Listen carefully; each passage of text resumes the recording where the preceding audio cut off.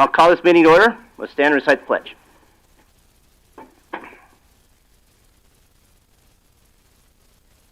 I pledge allegiance to the flag of the United States of America and to the republic for which it stands, one nation, under God, indivisible, with liberty and justice for all.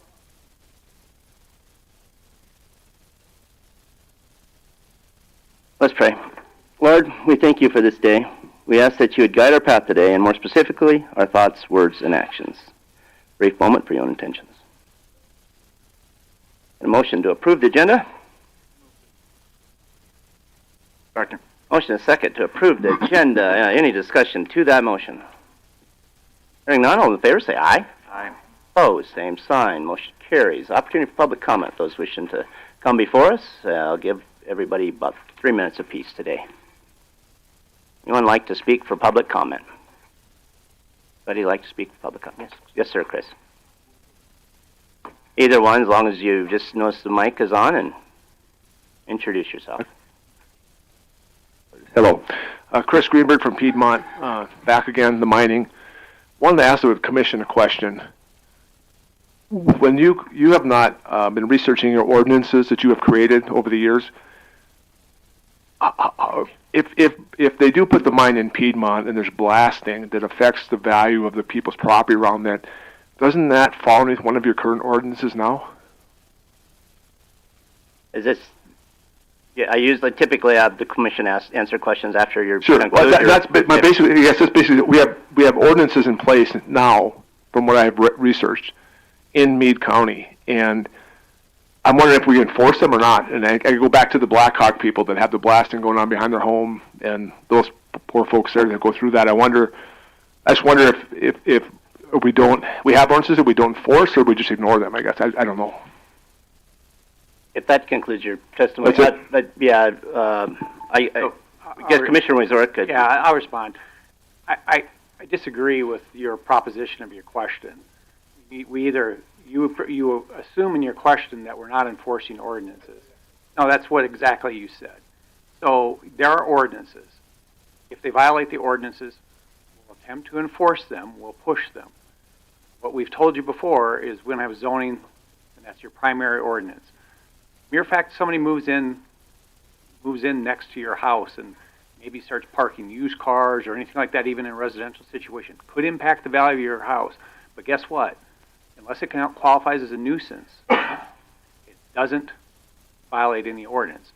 So you put us in a really difficult thing. We have to wait to see what they do to see if they violate ordinance. The one thing that on blasting that you're bringing up, we did pass a noise ordinance. I don't think it would apply, but depending on how they're doing it, perhaps it would, but we're going to have to wait to see how they do that. So I don't think it's fair to try to put us in some kind of jackpot assuming we don't enforce ordinances. No, we try very hard to enforce our ordinance. And I understand that, Talbot. I'm just wondering, is that who determines what a nuisance is then? State law, generally. But is it the police or the sheriff? I mean, There's a look in the ordinance and it set forth things that can constitute a nuisance. And then we have to file it? Yeah, I'm just going to tell you, enforcing nuisances is very difficult because usually it takes litigation and everything else. And, we have enforced nuisance ordinances a couple times where we've had clear violations. But generally under the law, if you're doing something that's legal, by definition, it cannot be a nuisance. That's based on constitutional law, essentially. So, if you can't, they have to first do something that violates it. Just because you don't like it doesn't make it a nuisance.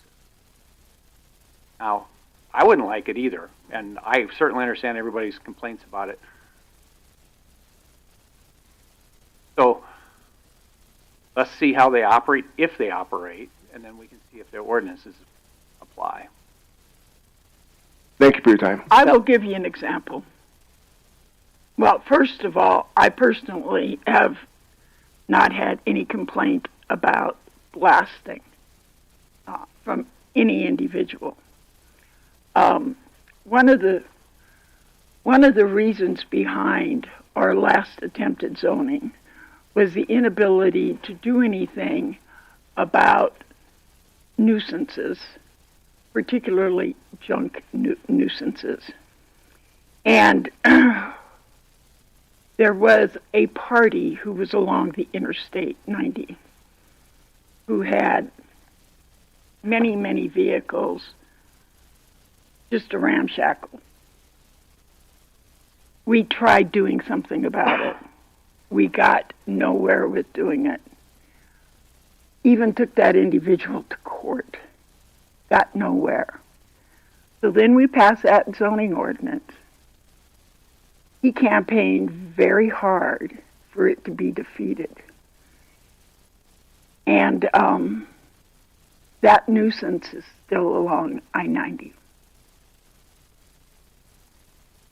I was going to bring up the fact, so currently the permit, I think, is approved through the state, I believe. But at this point, there's no building or no mine permit that's been anybody's seen. So we don't know what they're doing, right? We don't know what their blasting plan would be. We don't know any of that information. It would be speculation on what they're going to blast. They might blast, 1 row or 5 rows or 100 rows. They're not cast blasting in there. So we don't know those things, so we can't make an ordinance to say, oh, you can't do all these things, and we don't have something that applies to that at that point. So it's a little, I guess, presumptuous to say that we can, fix the problem that we don't know, because we don't know how they're going to do it. So. Yeah, and I guess we do take ordinances very seriously, Mr. Greenberg. There's several that may or may not apply to this situation. We don't have mining specifically. It's something I'd like to have. I don't think there's disagreement with anybody else sitting up here as far as getting something through on mining. We did run into a roadblock, as you know. That doesn't mean we've quit trying. We're still looking at different things we can do. I believe it's 52 that keep getting brought up. That's, and anyone correct me if I'm wrong, that has to do with stormwater. So if it doesn't affect the stormwater, it's not going to apply. So that runs into a small roadblock that may or may not help. Noise, we just passed that 2 years ago. We passed noise ordinance. I voted against it. Quite frankly, I thought we were going to have the sheriff was going to be just running circles because someone's going to call about a noise complaint. They're going to get out there, and the noise isn't occurring. Now, but it's passed, and it's what we have, and that's fine. So that may apply, but as Commissioner Wyzorik said, he's going to have to. I don't recall the decibel level that it has to be at the time, but it has to be at the property line and at a certain time that it's occurring. So by the time the sheriff gets out there, the other thing, to my knowledge, the most we can ever put on by ordinance is a Class 2, which is a $500 fine and 30 days in jail. I think any violation is if any violation of an ordinance is that, to my knowledge. And so, I mean, you're going to look at some guys that say, well, I'd probably rather pay the fine than worry about it. So these are all rules put on counties by state statute that we have. It's a little frustrating at times that the limited, I don't know, lack of a better word, power that you have sitting in this chair. But nonetheless, it's unbelievable to me that mine in your situation can come in and without a single public hearing. We held a longer hearing here than anybody in the state did, and they're the one granting the permit, and that to me is ridiculous. Unfortunately, we don't have any say. I was glad to allow that hearing, but and I want to keep listening and to you guys and see what we can do to help this situation. But we're still searching. So. Can I follow up one other thing? The other thing you should look at, Piedmont has police powers within a mile of its boundaries, and this whole thing's within a mile. The city exercises that for building. So we wouldn't issue burden of a structure that's outside the city limits. As to Ordinance 52, I would expect Ordinance 52 will apply depending on the size of clearing is, but again, that doesn't regulate how they do it. It just regulates to make sure that the runoff doesn't get. So that Ordinance 52 should apply, except, you know, when they get to flip there, when they get over an acre, they apply primarily regulate it.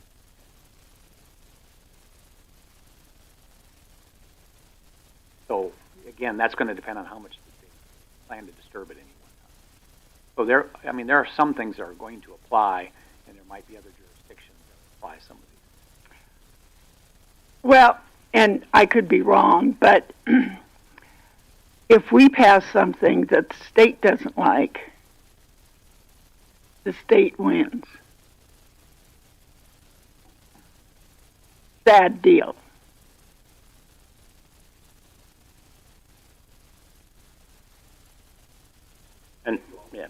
And I also, and I appreciate that, but the other thing I will also say is what I've learned from sitting up here. I think we've wrote about 3, maybe 4 ordinances since I've been on the commission, and they had the shooting range one right before that.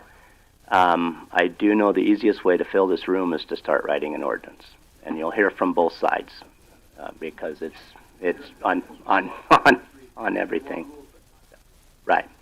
So, thank you, and I do appreciate you guys. The meeting I attended, you guys are very professional, and I do appreciate that, Chris. So, Keep it up. Anybody else for public? Yes, and keep informing us when you have your meetings, and I'll be happy to attend them. Yep. Merry Goodbye. Christmas. Anybody else want to speak for public comment? Anybody else for public comment? Not, I'll close public comment and move on to routine business, equalization. Good morning, Commissioners. Rhea Crane, Director of Equalization. November was filled with lots of the finishing of our reappraisal inspections, our building permit inspections, and now we're moving on to valuing for 26. We had an office meeting, and our goal for the next 2 weeks is to complete our sales ratio study so that we can determine what areas we need to make adjustments in as far as neighborhoods, county properties, municipalities. We need to be at a consistent level of assessment. With that said, we need to have our intentions to Department of Revenue by January 1 this year, which has always been kind of an unwritten rule. Well, it's a written rule, but we've always just we've had a little more time, but this year DOR is being very persistent that we get our information in because of the new Senate Bill 16 rulings and what they're going to have to determine adjustments that need to be made for our owner-occupied properties. I'm happy to report that our TIF 4 properties have all been coded. That was a little bit of an undertaking, but we got it done. And for anybody that's listening online, March 15th is the deadline for your owner-occupied application. We've processed 49 thus far, but anybody that has new ownership or new construction, make sure you get your owner-occupied application filled out. And I know that planning staff is undergoing some training with Diligent. They're working on their templates for meetings, etc. And as soon as they get that and we have a level of confidence, we'll move forward with moving towards Diligent.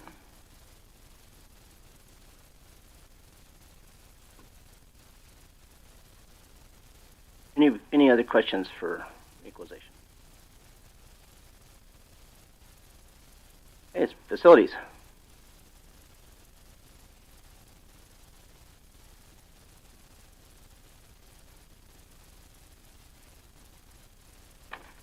Good morning, Commission. Ben Petrocco, Meade County Facilities Director here, just with a quick report on some of our November workload. I don't have a whole lot to report other than what that KPI shows. We had a fairly normal amount of work orders consisting of mostly plumbing, HVAC, and lock issues in the jail and courthouse. We did have 3 after-hour call-ins. A couple of them were for jail plumbing issues. We had a couple blockages that we had to get in and clear out. And then we did have the one snow removal day on the holiday weekend. On the highway shop side of things, we had to make a furnace repair out at the Hereford shop. The main control board was out of it, so we had to replace that. And we've still got to get back out there, hopefully this week, to do couple garage door repairs and adjustments, some weather stripping and stuff. In the courthouse, we had a small office remodel for the UJS staff that involved new carpet, painting, and installing a new door opening between offices to make their workflow better. That was kind of the last area in that side of the courthouse that didn't have the newer carpet tiles, so when they told us they were going to move offices, it was a good time to get in there while it was emptied out and get that done, so that was good. Another kind of weird thing we had a fire alarm wire go bad between the courthouse and the law center building underground. It had been kind of acting up for a while, giving us intermittent communication errors between all the devices in the courthouse and the main panel in the law center. So we were able to go ahead and pull a new wire in one of the existing conduits after removing some old coax cables that were no longer in use. And we haven't had any issues since then. Talk a little bit about the great power outage of 2025. Mm-hmm. We had, to my knowledge, that's the longest we've ever been without power on our campus here. And it came back earlier actually on the law center, which kind of helped us out. But we found a couple ways that we were a little short on some of our emergency circuits to certain areas. So I was able to go and install several different locations that will keep generator power going at least. And our generators started and ran fine the whole time. We just had to kind of monitor the fuel in them because nobody was really sure when it was going to come back on, So I think I had to put maybe 10 gallons extra in the courthouse one just because it's a lot smaller tank. The law center was fine, and then, like I said, its power came back on several hours before the rest of the buildings. But we did get new electrical circuits for lighting and outlets for the IT department to keep them up. And then another thing we ran into was the controllers on the courthouse access doors. They were all down, so that created a bit of a problem, not being able to fob in and fob out of some areas. So I got those now all on a generator backup power as well.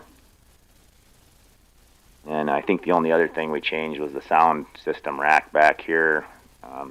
After talking with Tony about that, it was on a generator circuit, but we went ahead and put it on the uninterrupted UPS circuit just because there's so much equipment in that cabinet that we don't want.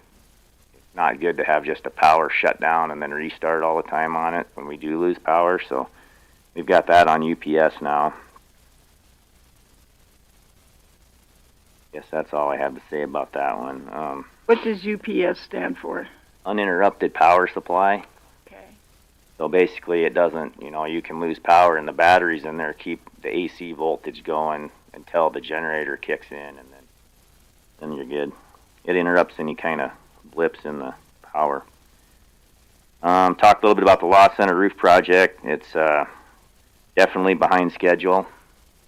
They ran into a lot of high wind days, and then we had snow and rain a little bit, and they worked some through the Thanksgiving holiday and that weekend, but definitely not where we want it right now. We don't have gutters on the building, so we've been fighting, trying to keep the ice build up off the sidewalks and that kind of stuff. They're hoping next week they got a weather window that they can get up there, and they're telling me, around 5 to 6 more working days and we'll be pretty good. So hopefully they can get that knocked out. I guess that's really all I have to report at this time. Nobody's got any questions? Got a couple. On the Law Center, is the roof all sealed up except for the finishing piece? Yeah, so it's, it was sealed when you saw the blue on it. That's technically weather tight. obviously we still get some other issues if we get rain like we're supposed to. The next couple days, sometimes that water, mainly because there's no gutters, it'll actually roll around the soffit and end up in the walls and can come through in different spots. So we got to kind of keep an eye on that. We haven't had it bad except for when we had that really hard rain kind of at the beginning of the project. But to answer your question, no, it's weather tight.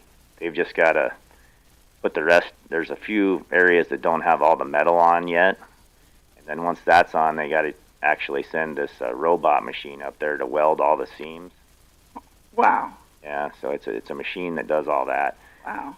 And then hopefully the gutters are soon to get on. And then when we lost power, did we lose any breakers, any panel issues that you saw? No, we didn't have anything. Nothing that I know of anyways on any of our equipment. We had no surges or anything like that that took anything out. Nothing seemed to not come back up once power was back on, so which was kind of surprising, honestly. I thought we'd run into some more problems with that, but no, the generators did good, and it was mainly in the courthouse where we were probably the most compromised, just with the door stuff, and then they were actually they held court in the one courtroom the whole rest of the day without power because they had enough light from the exterior windows, I guess, so they kept going. But they did have to have somebody manning the doors to let people in and out. It was kind of a hassle. So that shouldn't happen again if we ever, hopefully, don't have that kind of an outage. That was. I think you did a good job, Ben, with that. It was a long outage, and to have everything, the minor list of things that you listed, with what we had. So good job. Yeah, like I said, luckily the law center set up pretty good with the larger generator, and a lot more of the building is on emergency power, and all of our essential stuff stayed up. But yeah, it was just mainly the courthouse. We needed to bump up some things. So Thanks, Ben. Any other questions? And you'll stand by later when we'll discuss the warning sirens here after a bit. IT.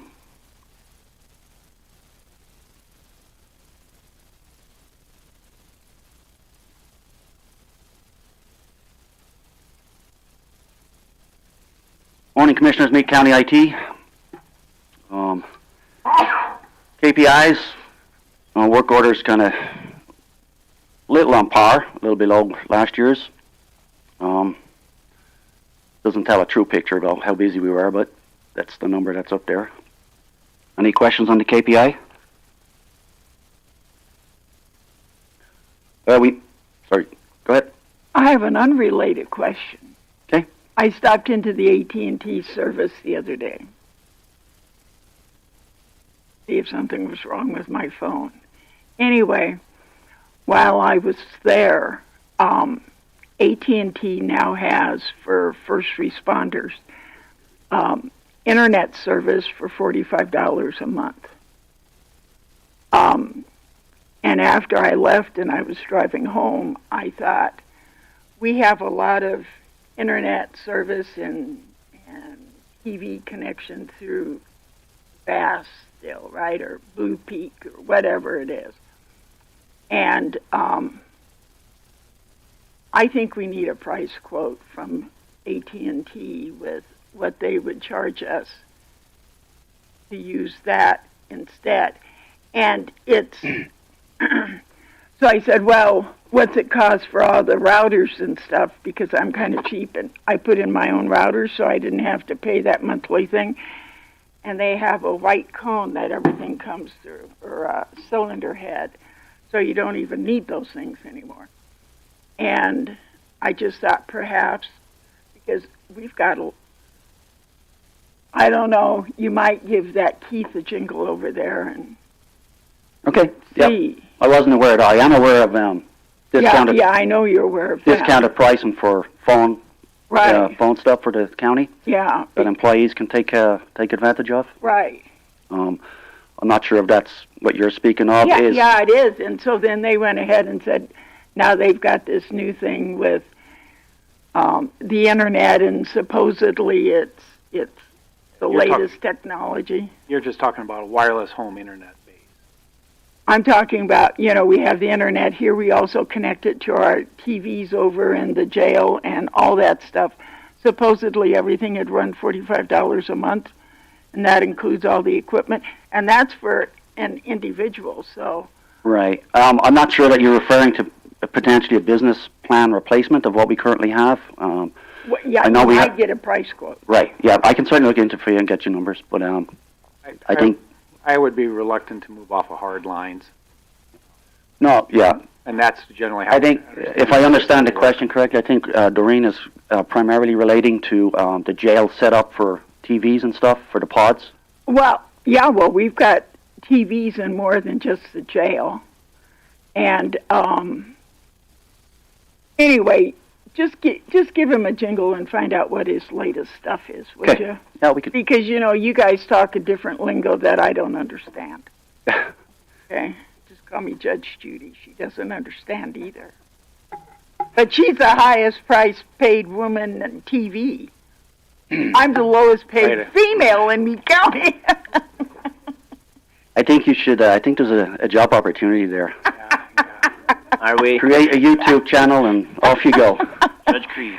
you can use AT&T wireless. Okay. Yeah, there you go. The cyber hygiene report, on par. We're doing a great job. Patch management, external entities, external front-facing web servers all come back clean. So that's what I got for that guy. I know that's kind of doesn't look like it's changing every month when I present it, but that's a good thing. Some of the other projects that we're currently working on are we continue to work on our secure SD migration to the government house at email and domain, county domain move. The new tenant has already been created, and we're in the process of moving the server and user data over. I suspect probably mid-January for end users to notice any different for, or when we do that switch over for it. As Gary's aware, we've been working with Troy on the vendor stuff for the road permit stuff. We got a meeting scheduled for tomorrow to move on with that. And then we did have a couple of bumps here on our network here recently. Sunday night, our switch vendor, the Meraki, I had to get them on to troubleshoot some issues that we had. We have one switch. It's the same make model as many other switches on our network, but for some reason this guy has some kind of a intermittent issue. I took the dispatch center down the loss center down for about 5 minutes on Sunday. So we addressed that yesterday, and I got a new switch coming. They already made that switch tomorrow. That should be here tomorrow and replaced to get us over that bump. They don't know why it's doing what it's doing. If they don't know, I certainly don't know. Right. But we got new hardware coming to replace that guy tomorrow. As part of that troubleshooting process, with Ben's assistance, we also discovered potentially a couple of fiber issues from our courthouse to our loss center. We have scheduled a vendor to come on site for tomorrow morning to do a full test and certify all the fiber runs so we can get, definitive answers and potentially a plan to move forward on that. I don't know if we have an issue yet, but, the fiber guys, they're going to come on site tomorrow and with Ben and those, we're going to figure it out, I guess.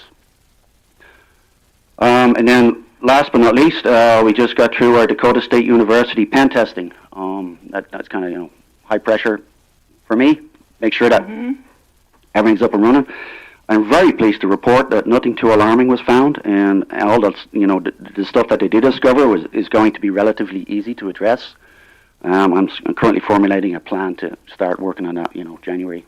So, again, along with the cybersecurity report that I present here, this is another piece that was a prerequisite for moving towards and getting that funding for Secure SD. So we're sitting very, very good right now. Wonderful. Questions? Yeah, Tony, on the 2025 power outage, Yep. as it was dubbed, did we lose any equipment or have any issues with hardware? No, as Ben noted, we got very, very lucky. Very lucky. I think I found one power strip. That was it. All the major equipment, no issues whatsoever, thankfully. And then as Ben noted, there was a good learning curve for us, for sure, because usually we're not on site when these things happen. And unbeknownst to me, the IT department was in the dark, so so Ben was able to reroute all that generator power, so we're sitting a lot better. Great. Yeah. All good information Yep. from you guys. Thanks to both. Okay. Did you have trouble at your work? Yeah, we didn't work the afternoon. We were out of power.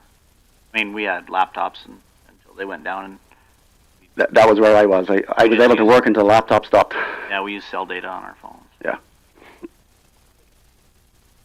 Just a reminder, Tony and Ben, it goes out to all department heads, but we'll need to look at possible assignments Okay. at our next meeting. And I know we discussed that at budget time. You guys had some things in mind that you wanted to look at. Yep. So you could work with your liaison. Yeah, I've been communicating with Rich and we Sure, were. I thought so, but I just wanted to remind you if Yep. we can. Yep. We want to take For a look sure. at that next meeting. So.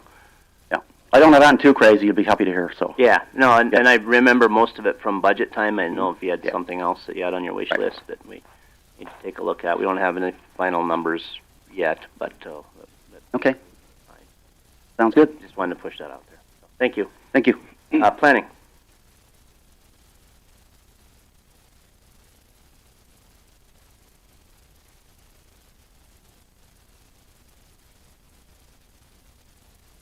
Morning, Commissioners. Tanya Vig, Planning Director.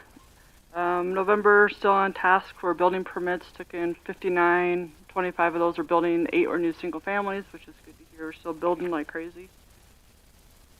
Flats and everything is still moving through. Well, December was a little hard, but November was pretty on task for what we usually see. Just one new address assignment. Other than that, just kind of been plugging away in the office. On the report, on that one there, you can kind of tell that between 2019, the COVID years were higher, of course, but we're still at 2025 for total permits this year. So far as 293, so we're actually, without having any, just our growth area is definitely picking up from last year with being a normal year. And definitely starting to see increase in population in what we're doing. Other than that, any questions on the KPI? Questions?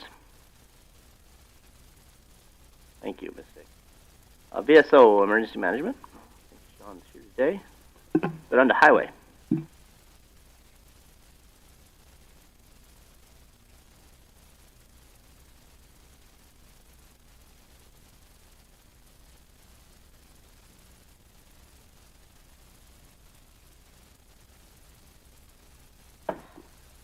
First Yep. thing, Nope, go ahead, Troy. Good morning, Commissioners. Troy Eastman, Highway Superintendent, and Jason from Bros is here as well. Okay, first thing on the agenda is the traffic count analysis. Anyone have any questions on the traffic count analysis? Comments? And which item is Jason going to be here to handle? I assume I know the number 4. Yeah, both of them relate to him, so the design exception, we can start with that. So 3 and 4. Yep. Okay. Yeah, that's what I was asking. So I just didn't know if he was going to. Let's just stick on task with C2, which is the resolution here to delete a bridge from National Bridge Inventory. Yeah, this is stuff that we've all dealt with in the past, and it's just a matter of getting it off the National Bridge Inventory. These are old structures that, we've worked on a couple of years ago and now have been removed, whether it's Brem Road's one of them, and I forget the other road that the other structure was on right now without looking at it, but So what does it mean to come off the National Bridge Inventory? it's just all of our bridges are kept on, it's just a record, a federal record of all the structures, and once we go through the process to remove them or sell the bridge, it basically just takes it off that National Bridge Inventory, so we're not accountable for it. So it's not our responsibility after that, or how does that? The bridge is gone. Yep. Brem has been removed, and that's all been done through the big grant program as well. So that one, the Brem Road one, was done earlier this year, so that's all done, and then we sold that one for $1 here a couple years ago. So that one has been done for quite a while, and they just reached out to us. The gentleman from the DOT sent this over and asked to put it on here on the commission meeting for you guys to sign, so that's the final step for us. Any other questions, comments, interaction on that? I'll make a motion to approve resolution to delete the bridge from NBI. That would be structure 47-320-585. I'll second that. Motion and second on the floor to pass this resolution. Any discussion to that motion? Hearing none, all in favor say aye. Aye. Opposed, same sign. Motion carries. Let's go down to C3 then, the request for design exception. Yeah, this is the same bridge we've been talking about on Antelope Creek Road that, you know, we can't really meet our 10-year design, so we have to basically just keep the road elevation the same. That's why I asked Jason to come to explain it a little better than I can, so go ahead, Jason. Sure, so essentially you have to excuse me. I got a little frog in my throat here, but essentially the channel geometry and topography of the area dictates the fact that we need to ask for a design exception on this. We can't get the flow to meet a 10-year design without raising the road by 1 foot, and by raising the road by a foot, that also in turn raises your 100-year flood elevation, which has a dramatic impact on the residential development to the north. And we didn't feel that that was a prudent step to take for Meade County. So that's why we're asking for the design exception to maintain the current level of service that exists at that location. I got a couple of questions, Jason. So if we do a design exception for this, and is there any liability to the county by doing that? I mean, we currently have a structure that's inadequate at best. I mean, it floods, right? We all know that it floods in that area.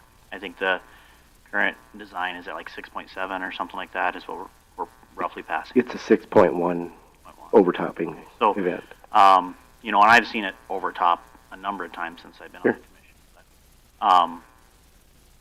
But, what happens, you know, if we approve a design exception and it's going to flood, you know, still, is there liability back to the county on that, or is it just the same as what we're at? Oh, I think it'd probably be at the same as what you're at. I'm not a lawyer by any means, so I wouldn't be able to answer any legality part of that, but you're essentially maintaining the same level of service that's been there for 70, 80 years, you know.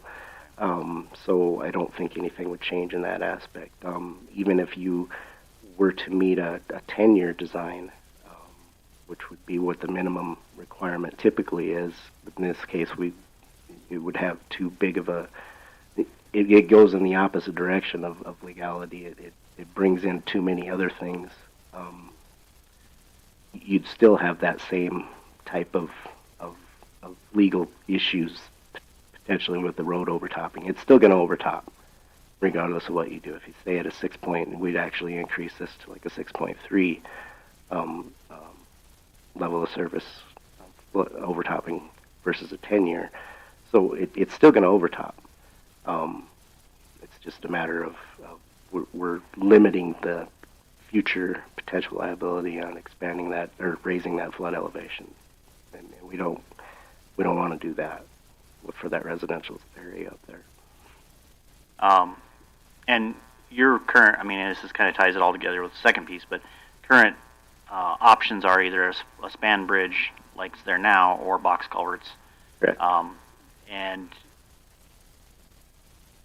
obviously I think maybe the box culverts are probably a better solution for that in the long term. Mm-hmm. Is that what you think too? Yes, we actually had the TSNL inspection here, about a month ago, on site, and that's what we determined. I mean, it was it's the lower cost option for the county to consider, and that's actually your next agenda item for Troy for consideration. But yeah, either option is going to meet that same level of service, whether it's a bridge or the box culvert. However, the box culvert is significantly potential construction costs significantly cheaper. Yeah, this is a challenge because if we raised it up to do the 10-year event, then we're going to flood more houses by roughly raising the water level at the 10-year event by a foot, right? Maybe about a foot, yeah. And that area is flat, so Very flat. it impacts a number of houses by doing that. It does. And this is a unmapped flood area, is that correct? As far as I know, yes. It hasn't been studied to determine base flood elevation, to my knowledge. And since it's an unmapped area, we aren't required to do some of the requirements that we would be in a mapped flood. I believe you're correct, yes.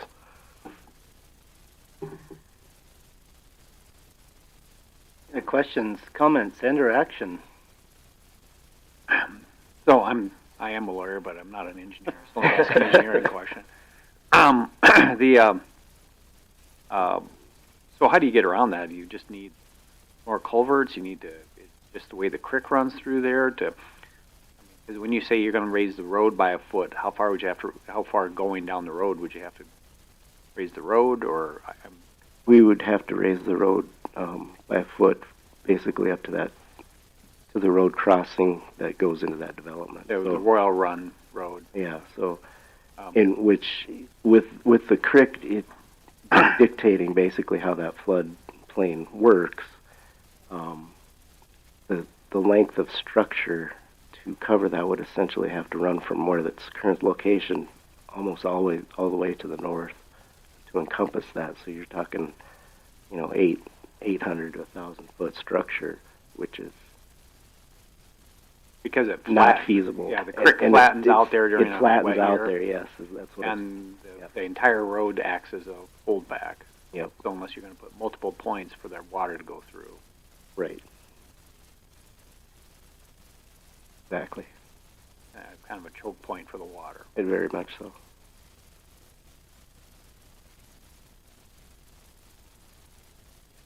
Yeah. So, kind of sort of related to the design exception piece, but that drainage basin is 250 something square miles. Is that right? It's something like that. Yes. It's 253 square miles. So it's a substantial area that drains to that. I don't know. It's a crazy event when we get that much water through there. Well, and it can sit for a while. Yeah. Too. With it being so flat there, yeah, that's the issue. It sits for so long. Not like a lot of the creeks that come out of the hills. They don't have the terrain to help it out. Well, it's like that stuff over Elk Creek. Means, that stuff that's west of there, it comes through and it flattens out, but there's still leaks a little drop there, so it moves through there fairly quickly. It doesn't really back up. Right? But as you get, it tends to flatten out and all that water.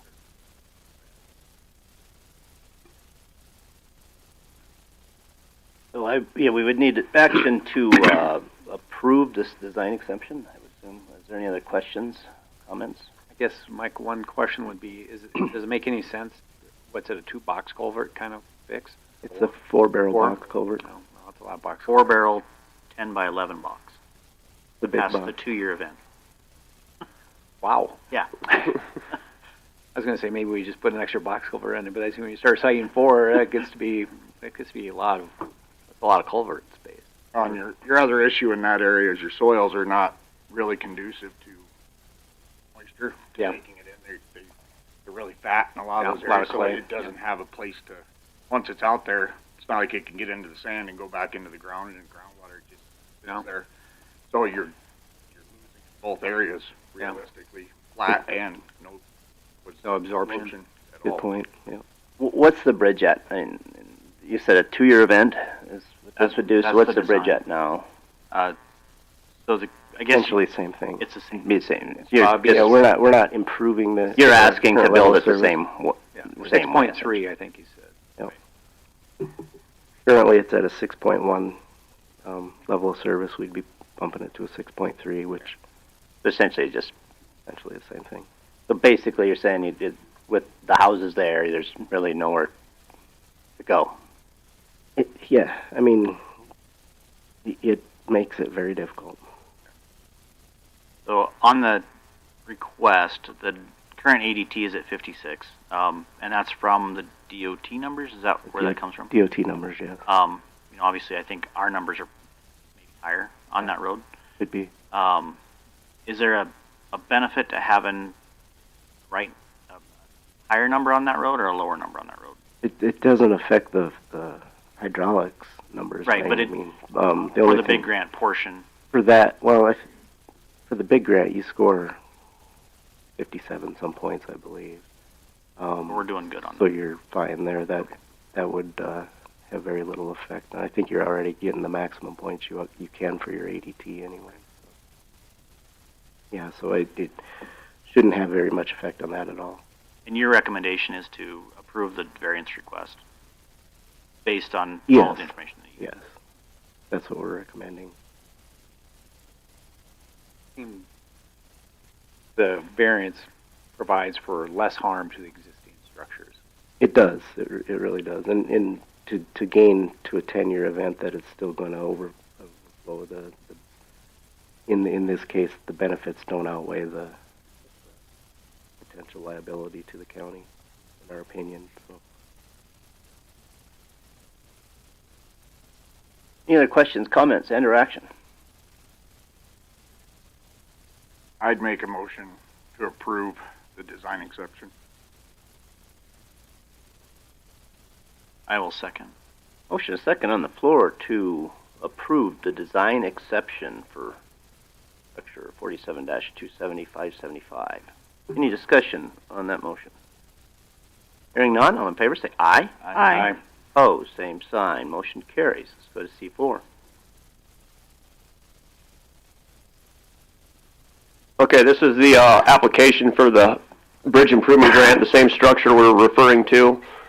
We had 3 different choices there that we could choose from, and we went with the cheapest one, the 4-barrel box culvert that we were just discussing. This is the same procedure as every other application for a big grant. So it says culverts. As a kid, I loved them to play around with. So the options that we have are a 4-barrel box, which is four 10 by 11 boxes, or a 104-foot structure. Is that the 2 options? I mean, essentially, you have for options, right? Yes. 92 or 104-foot structure. There was 2 different bridges, one 2-span girder bridge and then a 3-span continuous concrete bridge, which were both significantly higher in cost, right, construction-wise for estimates. So that's in the field with the DOT involved in Troy. The decision was to recommend the 4-barrel box culvert. On the box, will we have a foot of cover on top of the box or not? I believe it's about 2 foot. We will have some cover then, okay. We will have some cover, yes. Are we putting hard surface on top of that, or are we going to do gravel? It'd be gravel surface. With the potential of it overtopping, do we want to do something different for erosion? You can certainly look at it. I will state that any hard surfacing would be at 100% cost of the county. It's not an eligible item for the big grant. Surfacing. So when I see some of those are designed so they're actual over surface somewhere else besides the culverts, there's a lower spot. I mean, is that a consideration? Well, that's the other part of my ask was, you know, if we go to the south with something of a half a foot lower or a foot lower, then would it pass through that side? Well, your overflow is actually to the north of this structure, so you could look at something like that. It would be not a non-participating part of this project. We could certainly look at that. But okay. I think that's something to consider as we move forward is if we can get the water out faster in those events, maybe that's worth looking at. Isn't it potentially cheaper if it overflows on that in a spot other than the... That'd be his question. Yeah. I mean, or easier to fix if you overflow, rather than overflowing on top of the... Yeah. If it's overflowing over on the basic road bed versus overflowing on the culvert area, that the repair is easier. It's potential. I mean, I don't know that the velocity in this particular case is going to cause a whole lot of damage to. We have very low velocity of the water as it's moving across there, so I don't know that it's going to cause a whole lot of damage. Be the potential for the amount of water we'd be looking at, not necessarily the flow of it. Yeah, the flow. Right. It'd be something to monitor, though. However, as the new structure gets put in place, monitored over the years, you can always make improvements to the area as growth goes there, and do that. I mean, if there's a recommendation that you'd have on, lowering a section of roadway, 800 feet of it, to make it pass, because as soon as we put this in, everybody out there's going to say we made it worse. Yeah. Right. That's just the answer. Even though it's the same number. Sure. So, sure. Understand. or a better number actually. I guess I'm on board with the boxes. They make the most sense. It's a cost savings to the county. It's cost savings to the state. They do last longer in general. Less maintenance for us, and they won't float away. Hopefully, yeah. Hopefully this one is a big box. Yeah, we got a bigger problem there. Yes. Yeah. So this would have to be approved. Yeah, I'm assuming it's the application. Yeah, you're just making a motion to approve the application. I'll make that motion. I'll second. Motion and second on the floor to approve the application as presented. Any discussion to that motion? Hearing none, all in favor say aye. Aye. Opposed, same sign. Motion carries. Thank you for coming in, JJ. Yeah, thank Jason, you, thank you for coming in. It was you. a little confusing last time. No problem. Thank you, guys. Anything else for Troy while he's...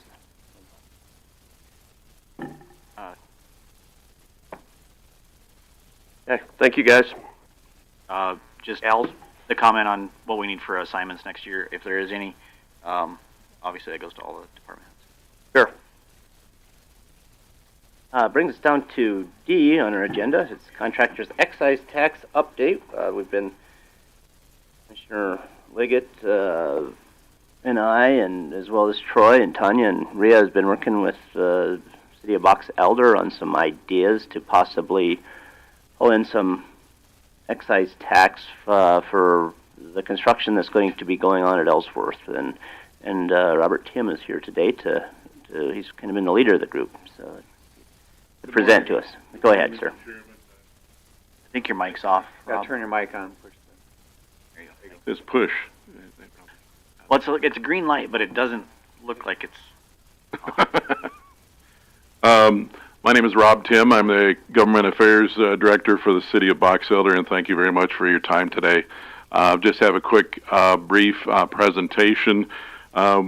We created the Ellsworth Excise Tax Coalition in response to the unprecedented construction occurring on Ellsworth Air Force Base and the subsequent damage to adjacent roadways due to that construction-related traffic. Next slide, please.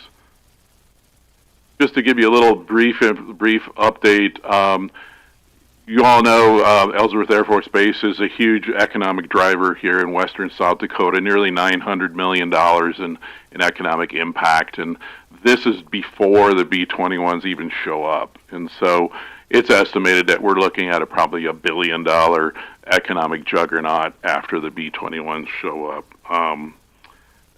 Next slide, please. Now, all in all, we're looking at probably close to $2 billion, if not more, in construction on the base. Right now, you're looking at $1.4 billion that has been approved for projects that are either have been completed or in the progress of being completed. And then just last Sunday, the National Defense Authorization Act for 2026 draft was dropped. And that includes an additional $378 million in construction on Ellsworth Air Force Base for 2026. The state of South Dakota, in my opinion, is not anticipating this in their budget. So if you take 2% of that, it's $378. Just think about that's $8 million. So just keep that in mind. What you see there in your next slide is the roadways that are impacted by all of the partners: Rapid City, Box Elder, Meade County, and Pennington County. And I'm not going to go over that, but and and I'll talk about that just briefly. We've had discussions talking about what can we do to fix this now. When the B-21 mission was announced, we immediately went across the street and asked, hey, what are we going to do about these roadways? How are we going to fix these roadways, because they're going to be impacted? And the response was, sorry, but all the contracts have been signed, sealed, and delivered, and we can't open those contracts up. We also looked at the Defense Access Roads program, which is basically supposed to be utilized for this type of projects, but it's a very difficult program to utilize, and it would have to be attached in one of the next NDAAs, and so that's a difficult thing to do. 2025, if you remember, earlier this year, Senate Bill 16 was brought forth. That would have taken all of the contractors' excise tax that was derived from Ellsworth Air Force Base to be utilized for. There really wasn't much of a purpose there. Some of that was potentially going to go to Douglas School District, some of that possibly for roadways. There was no sunset clause, no specific purpose for funds, and there was no set amount. And so I talked to Senator Howard about that afterwards, and she's very supportive of our efforts for 2026, but those were some of the reasons why that kind of failed last year. Just some brief information. There's 18 segments amongst all of our entities. I didn't realize this until our GIS person put the numbers together. Over 36, almost 37 miles of impacted roadways. We're looking at about $8 million to bring these roads back up to snuff the way they were prior to Ellsworth Air Force Base construction. Timeline, we hear different things here and there about timelines. I think my opinion, they'll probably have construction all the way up to 2040, probably close. So if you think about that, you think about just $2 billion, 2% of that's $40 million that the state will bring in. But we think there's probably going to be a little bit more construction than just that $2 billion as well. Next slide. Oh, there we go. Right on track there. Obviously, we all believe that utilizing some, not all, some of the contractor's excise tax from the construction on Ellsworth Air Force Base makes sense. So looking at developing a grant fund to help support improvements for all four entities, that would entail doing some 2026 legislation. And once the funds build at $8 million, I wish it was 80, $8 million, then the legislation would sunset. And grant funds would then be dispersed to our partners for those impacted roadways. Next slide. One of the things we talked about internally was the fact that being an East River kid, and Commissioner Wazorek understands this as well, we need the support of those folks in the eastern portion of the state. And so we approached Representative Drew Peterson from Salem. He's very excited about being a prime sponsor in the House. He's very highly respected, and so we're very happy with that. And of course, Senator Helene Duhamel from Rapid, she's been a huge supporter of ours over the past, and she's very excited to take this on the Senate side too. So what's going on now? Right now, we're kind of revising that draft legislation. LRC already has a sample of that, and I'll provide that once we've kind of worked through some of the machinations of that. Potentially have a resolution of support from this body, if not today, sometime in January, if that's possible. And we're in the process of meeting with our legislative sponsors and partners to just get this rolling a little bit faster. And then we'll develop some talking points, and then developing our legislative testimony. So what else is there to do? Obviously, there's more to do. If you have pictures of roadway damages, send them to me, because we're going to need that once testimony happens in Pier. Prepare to come to Pier to testify. Your testimony does make a difference. It's just not just me up there blabbering on incoherently. It's you folks that are impacted. So keep an eye on your email, probably sometime in January, mid-January. I'm not sure when we're looking at dropping this piece of legislation. We've got to think about that strategically when we want to do this.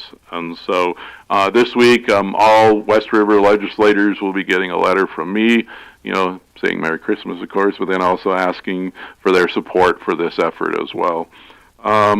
Lastly, one of the things I was thinking about the other day, and I don't have it in here, this kind of support from the state which really shows the Air Force and the Department of Defense, Department of the War, that the state has buy-in on this. That we're really doing what we can to support Ellsworth Air Force Base's short and long-term mission growth. And so this will only be a positive when Ellsworth is considered for future missions. Folks, we've got a huge geographic area out there where we can have additional missions at any point, and that's going to happen. Are there going to be more base realignment commissions? Not as we saw back in 2003, but we're going to see some of that coming pretty soon.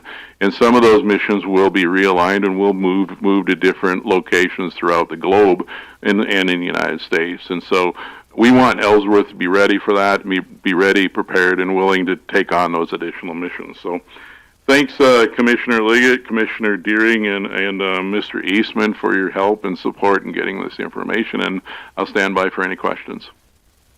Questions for... So one thing I think, Rob, and great presentation. I think it's a lot of good information. One of the things that you didn't get to on the slide was that this is not a new tax. This is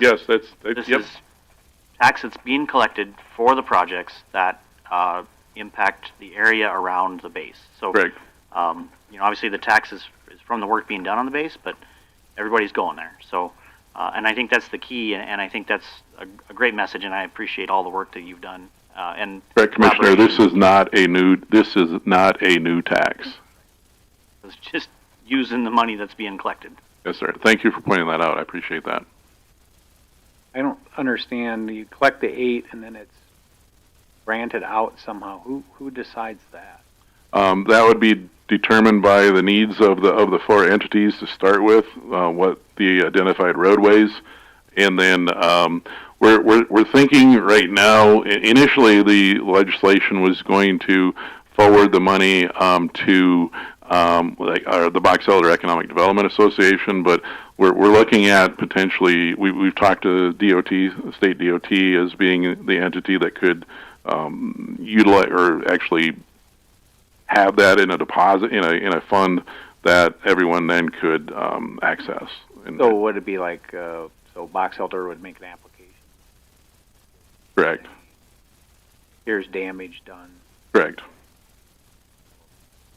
Some of the money out of it. Correct.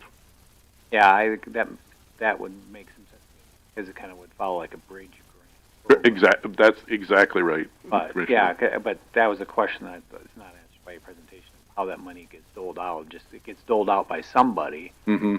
Correct. The Rob Tim makes the call. That'd be awesome. Yeah, that, as you know, Commissioner, it's all in the sausage making, and as you all know, upcoming legislative session is going to be a challenge, no matter whatever you're bringing, whatever it may be, from building a dog kennel to fixing a road. It's going to be a difficult session, but everyone we've talked to so far thinks this is logical. Well, and as you know, Commissioner, things in Pierre sometimes are not very logical. I was baiting you, sir. Yes. Well, yeah. I mean, session's always hard. There's a lot of different competing. There's always a shortage of money. So, the difficulty is always there's always more logical arguments than there is money. Correct. So, thank you. But I think this makes sense because. Point out in your presentation, this is activity within the base that damages the road would be paid. Exactly. You know, one of the things that just came that has been just finished was the runway got rebuilt. The bombers are back, and you know, obviously the amount of material that went into the new runway was a substantial amount. So, just thinking of the amount of concrete, you know, and materials that are going out there, we have a lot of weight on all of these roads. So absolutely, not necessarily the car traffic. In fact, I was wondering where that old concrete went. Did it go to the landfills that are in southern Meade County? They were selling that. So they had a big pile, and they offered it to sale. I think it was $10 a ton or something like that. I don't know if they got it all sold or not. We did not opt to put it on our roads. Well, no, what I meant was I didn't know if some of it got dumped into a landfill, into the old McFarland one. If I was thinking about, you know, the weight of hauling all that out on obviously our roads. It didn't come out. I mean, if I may, Commissioner. Yes. As far as the runway is concerned, I'm not clear on that. But with regard to the rest of the construction, a lot of the dirt and what have you is actually being deposited right across the street from our Public Works Administration building off of Ellsworth Road there in Box Elder. If you drive by sometime, you'll see a big, huge mound there. And it's growing.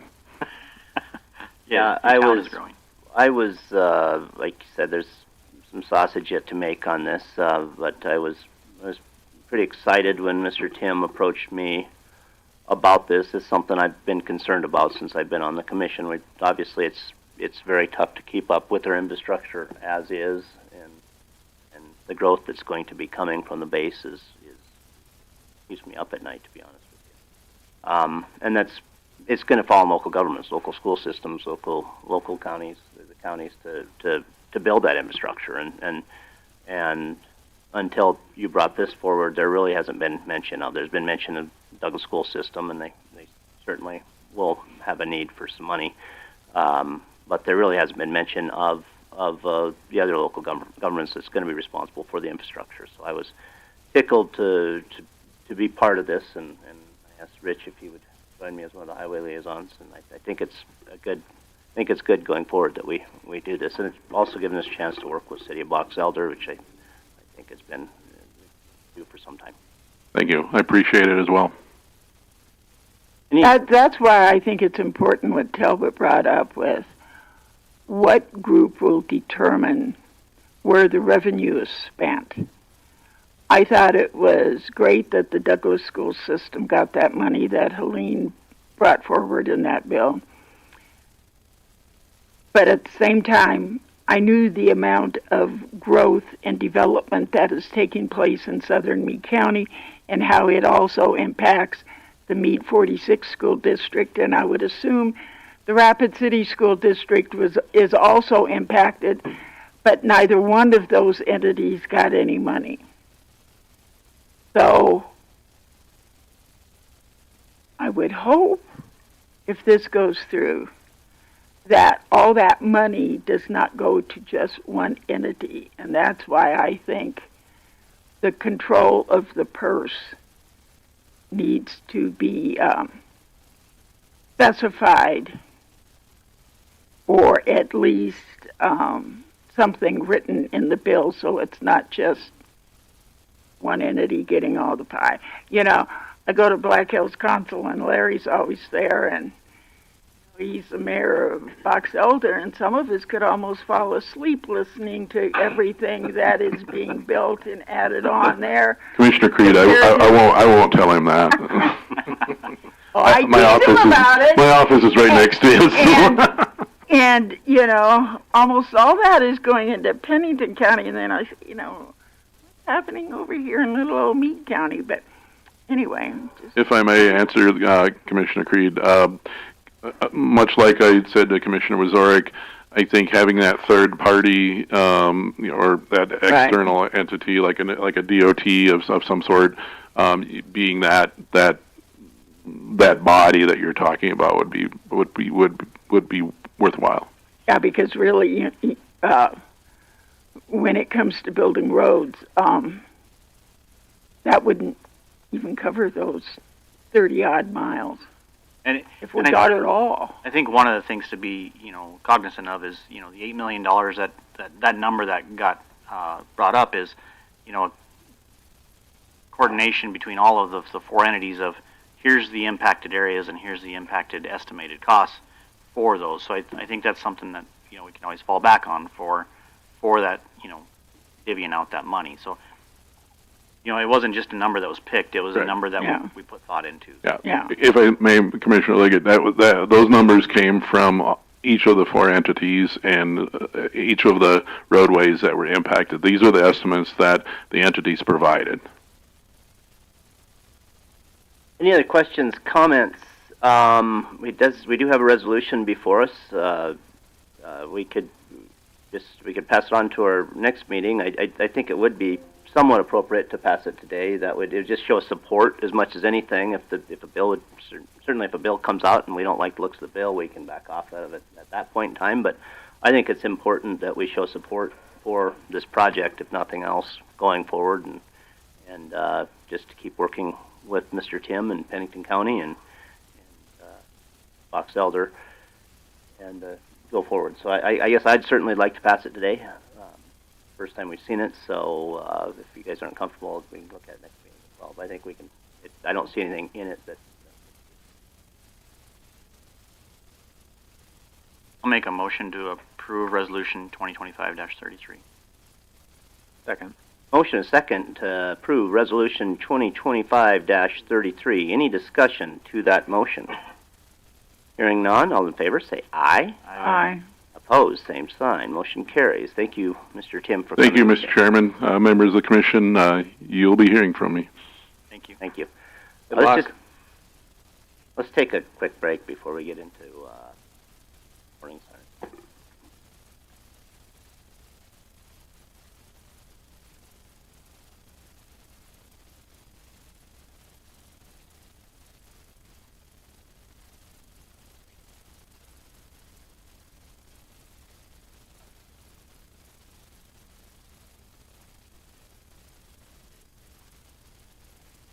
How are you? Oh, it's another day.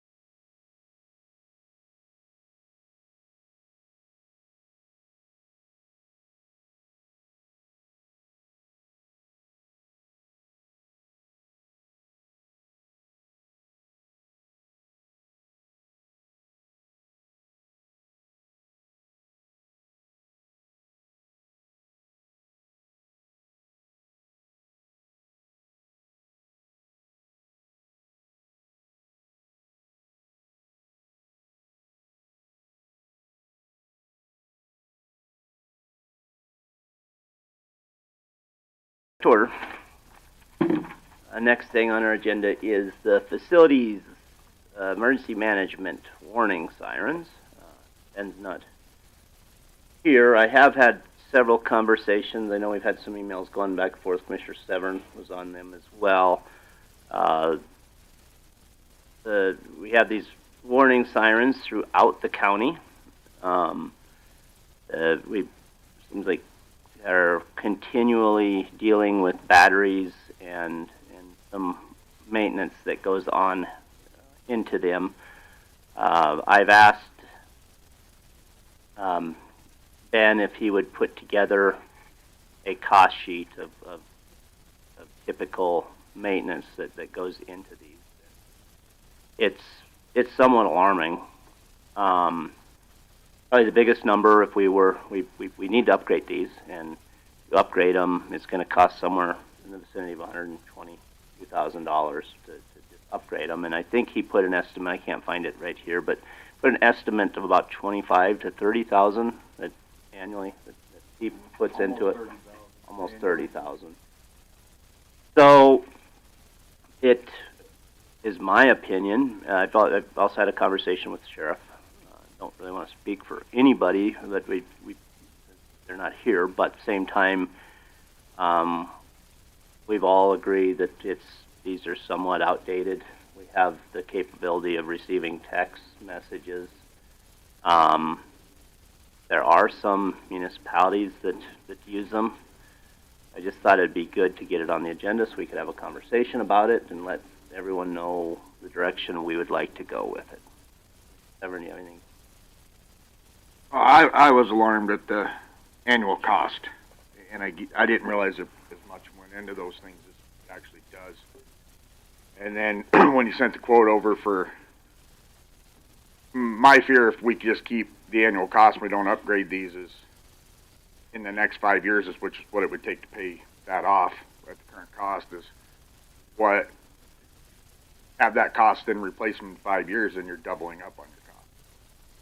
That's kind of where my theory lies in that, I guess, is if we've got the ability to do it now, I don't know why we wouldn't do it now versus paying this continued maintenance and then end up in the next 4 or 5 years having to replace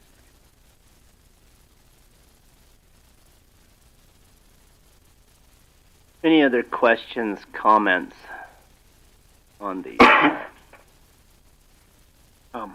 Mike, I think I agree that they're kind of an outdated technology, and I've always kind of questioned the ones that are out in the middle of the county as to what benefit they provide anyway.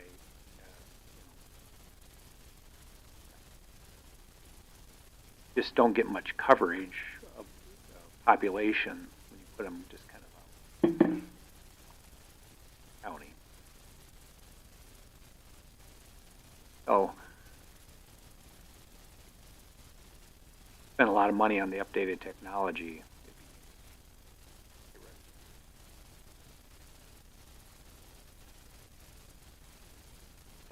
I've given quite a little thought to this ever since Ben talked to me about it a couple of months ago. And at that time, it was shortly after the Kerrville, Texas flood, which, if you haven't been following that, you might see that that entity down there is now being sued by the survivors because they didn't have a siren system in place. So they're putting that outdated system in place. I think it's very important that we all have the emergency awareness thing that's on our cell phone. But there might be other people like me who turn the notification off at night. And maybe the emergency thing would override that, but you'd still have to wake up. But I also was probably the only one in this room who was out in the middle of the flood of 72 that night in the waters.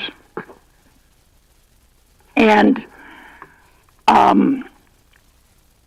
Sturgis area down there by Stage Barn, Elk Creek, those areas we know those areas flood. And we know it can happen very quickly. And I certainly wouldn't want to be around any time to say we didn't have a siren system because we didn't want to spend $27,000 out of our $25 million budget for sirens.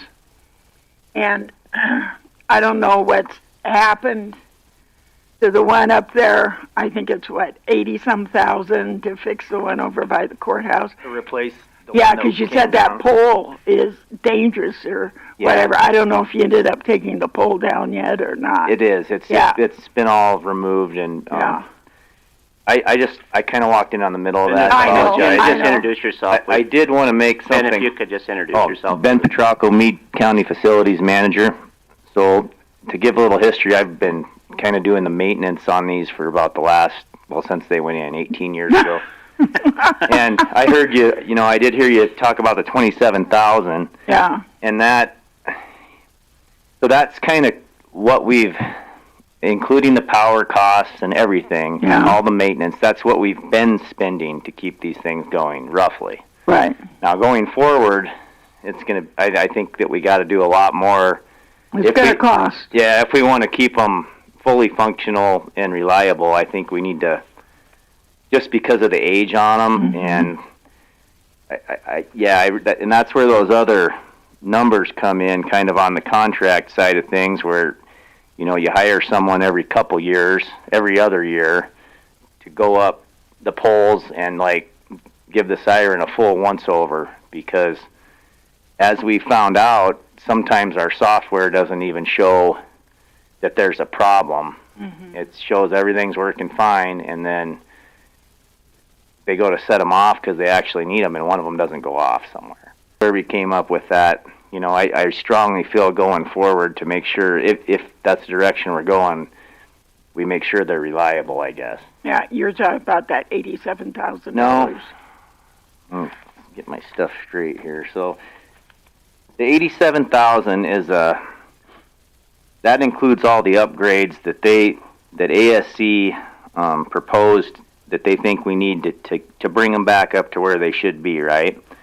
That's different batteries, different chargers, some different heaters. That was kind of a upgrade. But then also in that paperwork, you'll see the what they recommend for every other year service. Did show in there somewhere. I think it's the 34,000.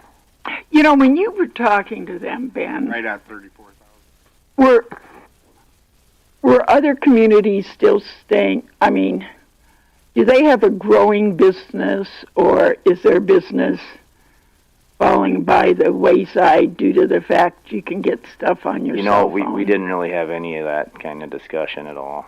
I just asked them to put together what they would propose as a good plan to bring these things back to where they need to be going forward if we decide to, and this is what they came back with.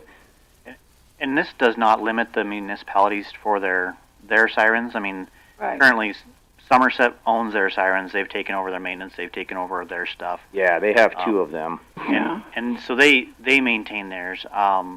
Piedmont's, we are currently maintaining it, but they own it, or they pay the power, I think. Yeah, it comes off the fire hall.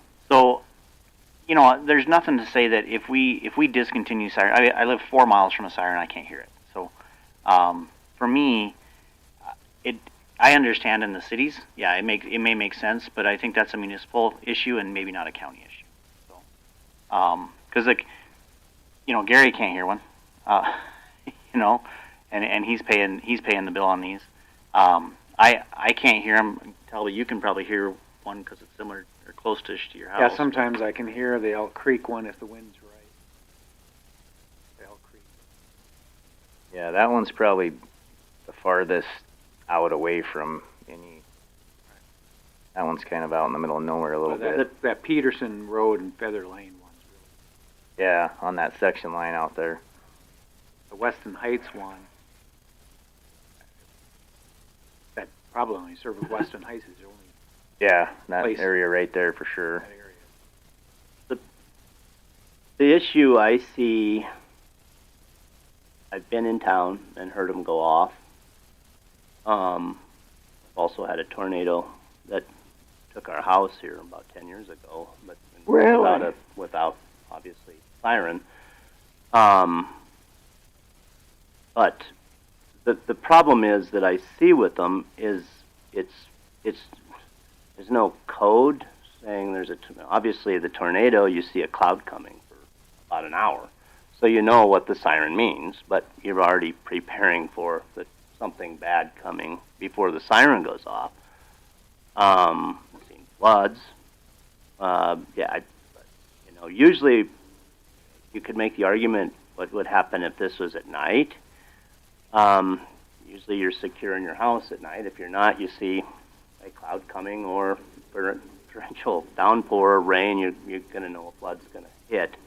So like I said, there's no, maybe day before, if it would say, it'd have to be coded though. I mean, is it for a fire? Is it for a flood? Is it for a tornado? I do remember one going off in town here, but like I said, we watched the cloud coming picked up one of my boys at football practice, and just as soon as the coaches let them go, if you've ever seen calves get released in a branding corral, it was kids and mothers screaming like at the top of their lungs for their kids, and plus the siren to boot. So I don't know. To me, I can see concerns, but as Commissioner Creed brought up, and I appreciate those concerns, but to me those are PR concerns, and the flood in Texas, I do remember reading an article about that, and the lack of sirens was blamed, but I don't know what the sirens would have done. I mean, if someone was camping on my place down at the bottom with no cell service, a siren would be useful, but you're not going to hear a siren down there. So I don't know what the siren will offer. Well, I guess I hadn't thought about who owned the siren on the fire hall over here. I mean, I guess that's city. Yeah. Yeah, the city owns it. Well, I shouldn't say that. I don't know. We don't. I don't know. I mean, that's. They have control of their own, separate from our whole system. That's not even tied into these.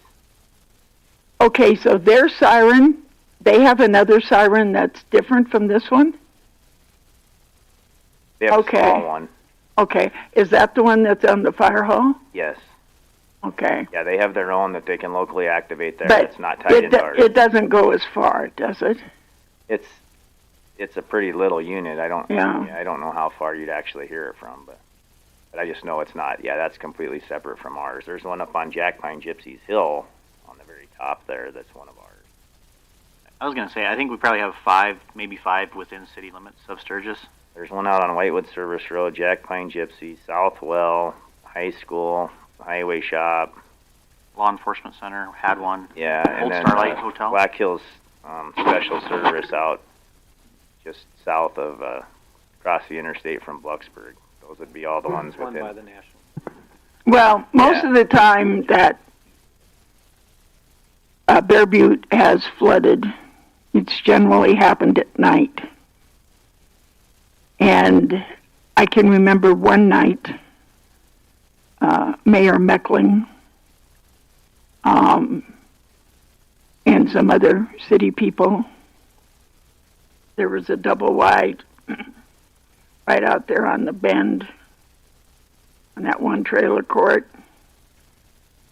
We ended up getting sued for it, but called a wrecker to move a double wide out so that it didn't continue to block and flood and kill all those people out there at Triangle K. But I don't think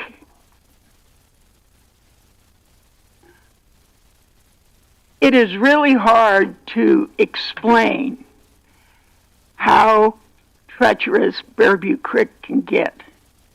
when it decides to flood. Maybe Shannon remembers it. Do you remember it flooding out there, Fairview Creek? You're about the only other older person in this room, Shannon. Yeah. Are you talking about the 95 one or the 72?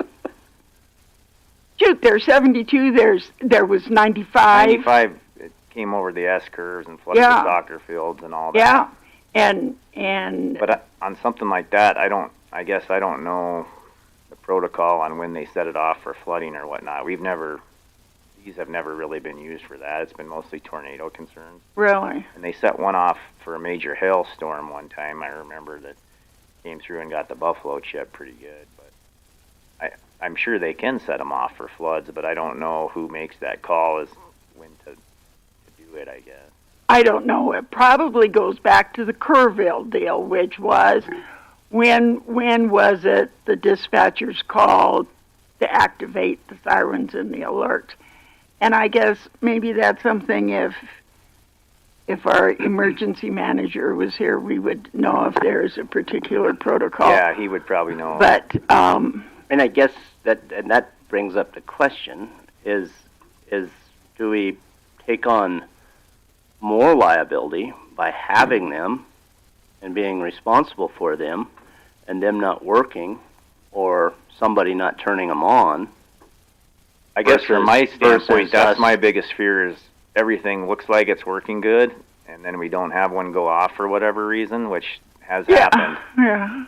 And you've had that happen. We've had that happen. Quite often. In Faith it happened quite often. Yeah, Faith, we thought everything was fine, and then they had a tornado, and the siren didn't activate. And that's where some of this, the yearly checkouts would maybe help some of that, but I still don't think, even with any of these maintenance contracts, you're never 100% guaranteed the thing's going to go off. All the catch-22s that involve our lives and our decisions. Right. Well, we're not perfect. Well, a decision needs to be made if we want to upgrade them. I think it would be appropriate if we choose not to have a formal motion saying that that's the direction we'd like to go. I think if we go the route of discontinuing these, it would probably be appropriate also to send a letter out to the municipalities stating what is going on. I think there's complications, Ben. You and I talked on the phone as far as if they take, it's not as easy just for them to take it over. Is that correct? Yeah, it is, because it's all through our one of our radio channels that sets all this stuff off. So it all essentially comes back to Meade County's radio system, the emergency management channel, and then our console computer in box that runs the activation is in dispatch. So like Somerset, when they took those over, they got their own activation console and different radios. I mean, it wasn't that big a deal. They were able to do that fairly easy for just those two. But I mean, if anybody else, like Piedmont wanted to keep one, they would have to either hire someone to do a manual button activation from right at the fire hall, which Faith already has. I did set that up for them initially. Theirs can be set off from here, or the fire station has a manual button. So it'd have to be something like that if like Piedmont wanted to keep theirs. Any of the other ones that are out away from other buildings like that, though, it wouldn't be. But it could be done with a console and some. Yeah, it would just take a different radio channel and frequency, and then they would have to come up with their own way to set them off, basically. Which again is something that would take time and effort in order to accomplish, which reminds me of a question I did not ask Tony, but since you were around during the great blackout, I understand the city police, they had to go back to analog radios to work. Did the same thing happen to the sheriff's department? Did our new radios not work? I can't answer that for sure. I think there was some bumps on some of the stuff, I was not aware the PD went back to analog because all the I think so, and all the remote tower sites had power with generator backup, but I don't know exactly what keeps that whole state system up. There, no doubt, there was, as big as the outage was. I mean, from I don't know, I heard Wall to Gillette. Mm-hmm. There was probably pieces in there at some point that broke the link on several things. I'm sure. Yeah. Well, I had heard that, and that if we hadn't still had that old tower up there on Sly Hill for the analog radios. And that's where our tower does have the PD 1 and 2 channel that the generator did start and take over. So that was a nice backup in that situation for sure. Okay, let's make a decision on these warning sirens. If there's no more questions, there's possible action on these. Well, if you're going to deactivate them, are you going to give it a timeline? Are you going to say in 6 months? Are you going to say in 9 months? So the other entities can do something to turn it around? I think that, and I'm very supportive of doing something like that, but what would that mean? Does that mean, because several of them need some batteries, does that mean we're going to buy batteries? Does that mean that we're going to fix them while that timeline is there?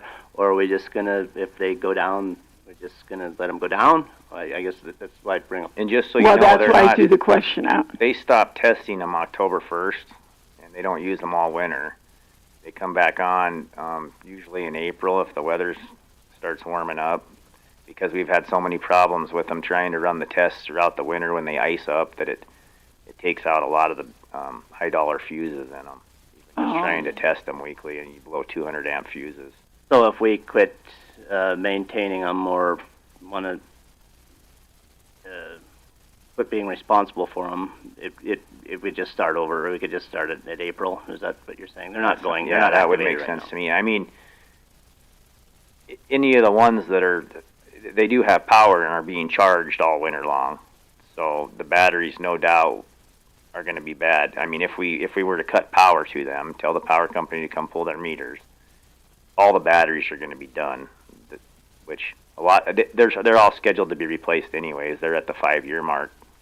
We've been replacing a few here and there just to kind of keep them going, but they're at the time now where they need new ones anyway. So that's probably a moot point. I mean, what's it cost to just to keep that going? So the batteries would be.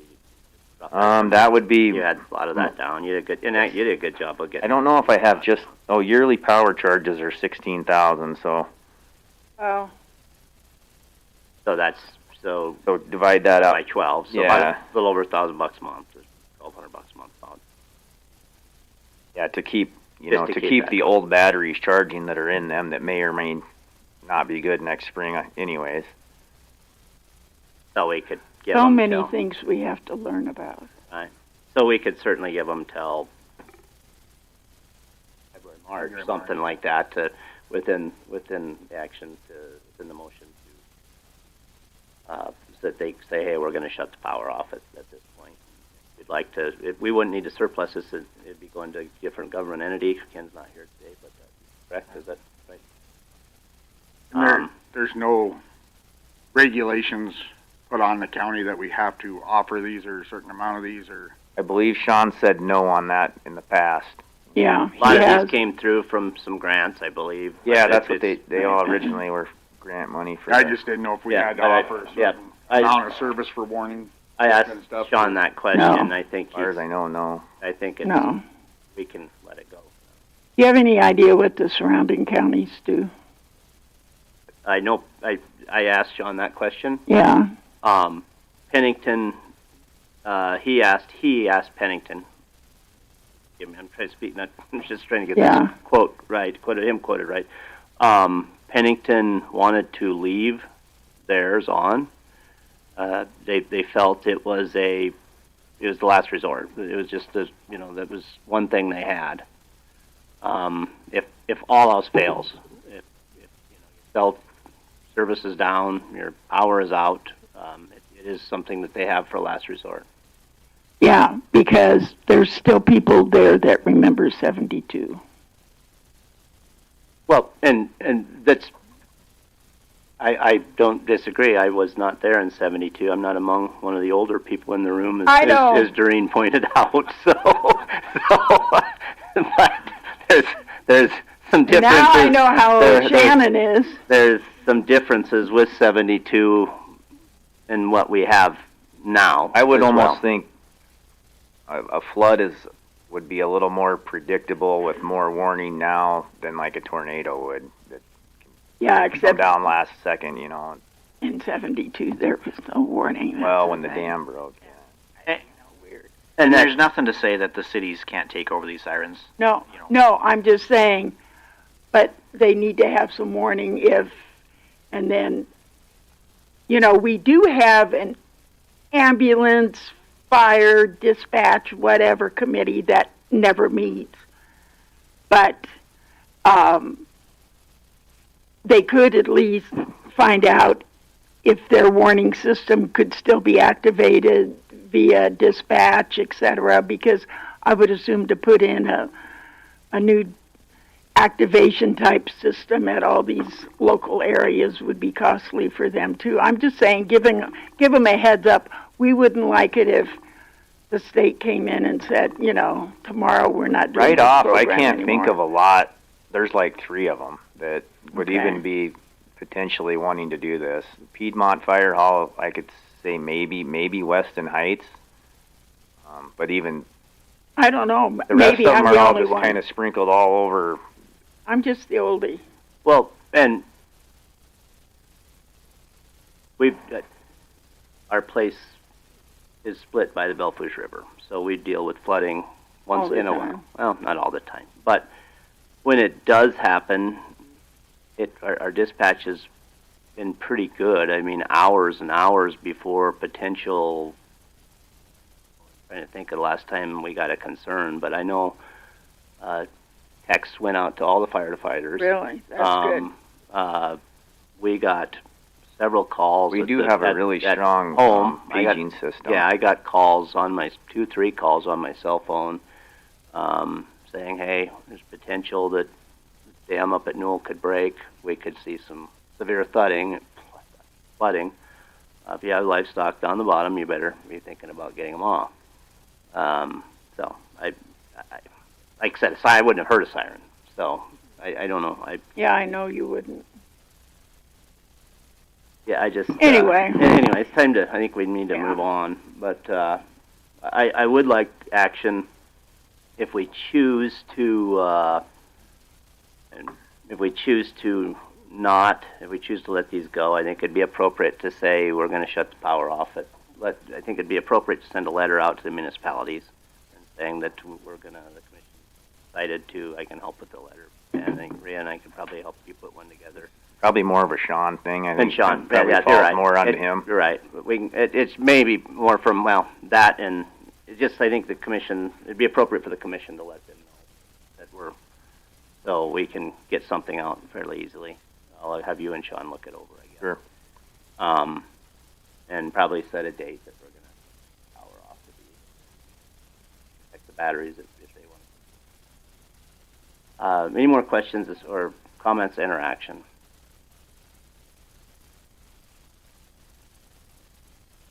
I'll make a motion to decommission the sirens on May 1 of 2026, and that Sean should send out to all municipalities that will be decommissioning it. I'll second that. Motion a second on the floor to decommission these sirens. I have a question for you, Talbot. What are you going to do on maintenance up until that point? Well, it doesn't sound like we have to do any Yeah, there shouldn't really be anything to do. because they're shut off basically. They don't set them off in the winter. So. You said the likelihood would be earliest would be April. Probably. That's usually okay. So that's usually when they start doing the weekly tests. Okay. Is right around the 1st of April if it's not, if it's warm enough. They vary. Like I think they've been set off twice in 18 years for actual emergencies. Mr. Chair, is there any reason to put something about surplusing the towers in the letter? I don't. I guess we could probably say if you're interested in these towers to contact How about if I adopt my motion to be that the commission can surplus them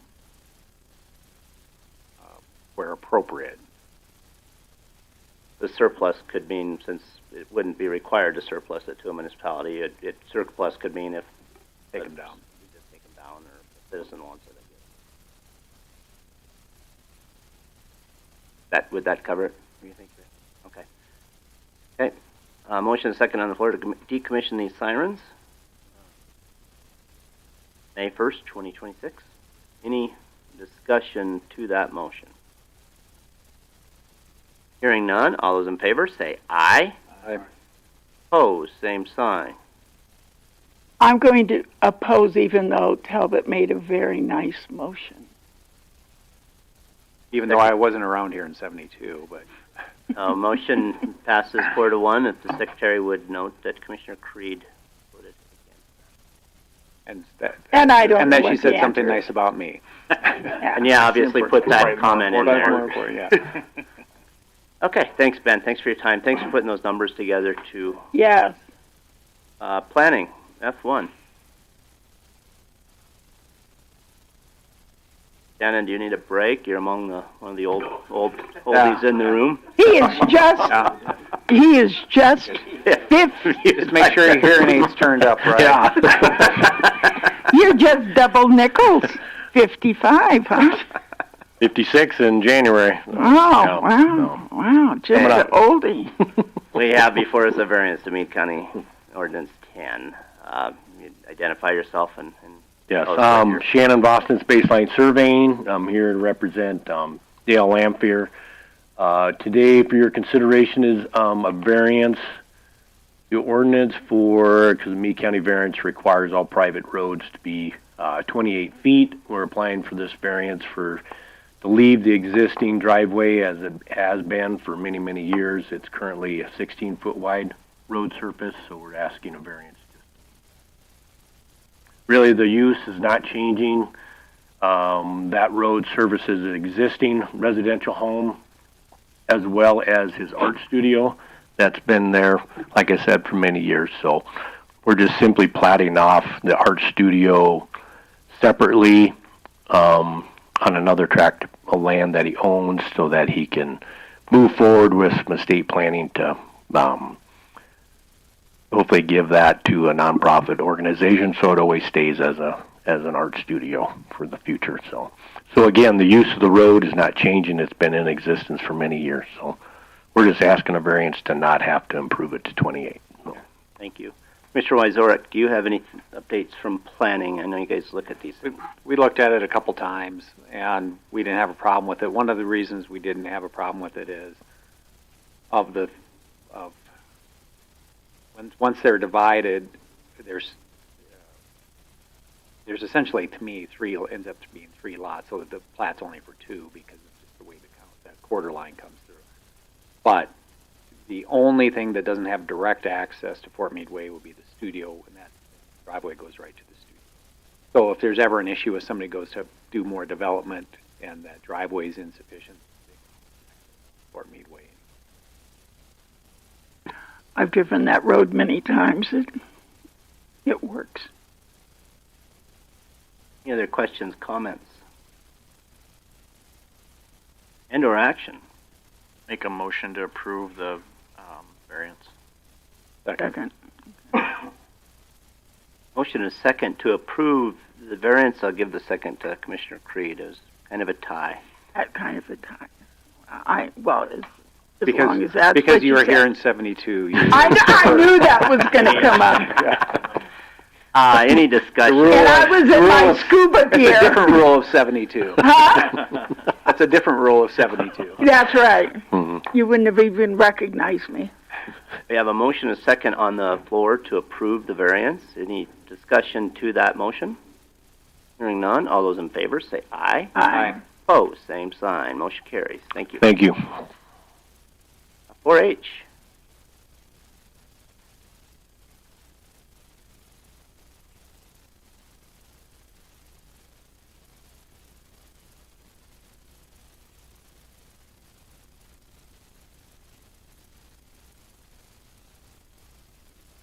Turn your mic on, Jen.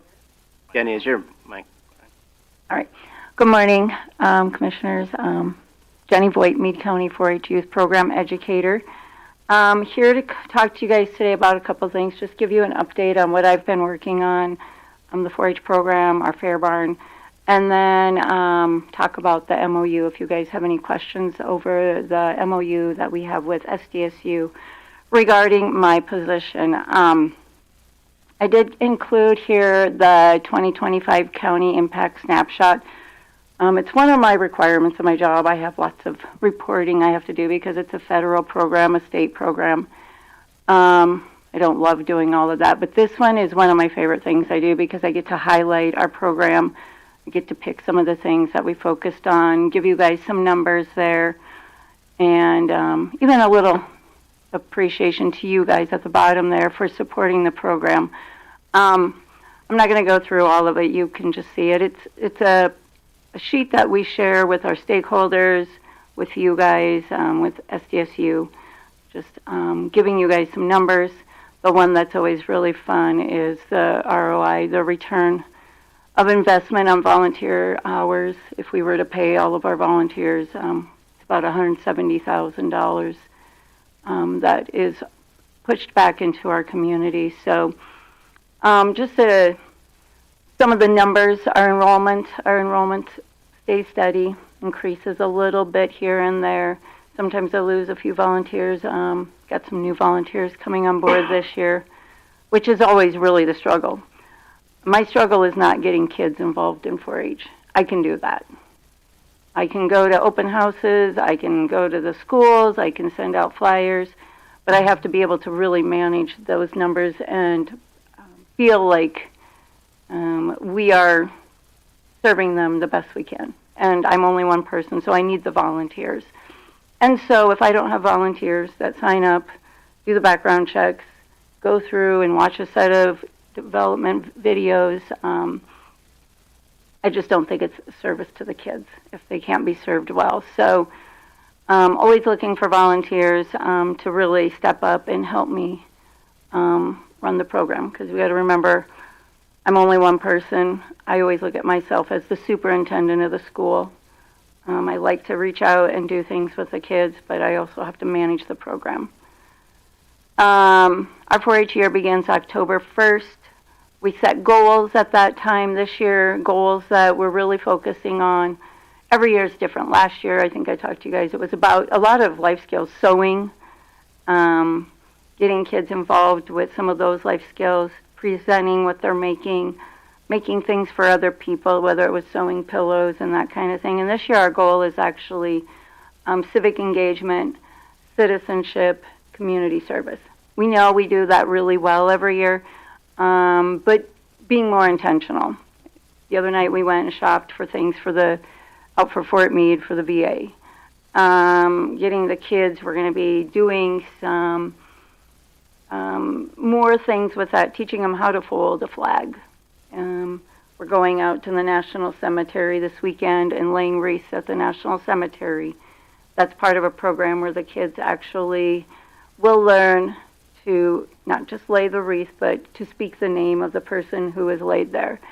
And we do that every year. And so we just haven't been real involved in that. So that's one of the things that fall under that umbrella of me doing that citizenship and that civic engagement. I'm just working on developing more of that also, and getting the clubs to do more of that also. I have stepped back into the role of leading our junior leaders, which is our teen leaders. It's one of my favorite things I do, but I had some great adults that were stepping up last year to do it, but we just decided that I was going to kind of go back in and take the lead with the kids on that. We shopped for Toys for Tots the other night for the VA. They have a long list of requirements this year and things that they have to do, not just the fun stuff. And so kind of pushing them back into that leadership role. And then I also have a Cloverbud Club, which is the kids that are 5 to 7.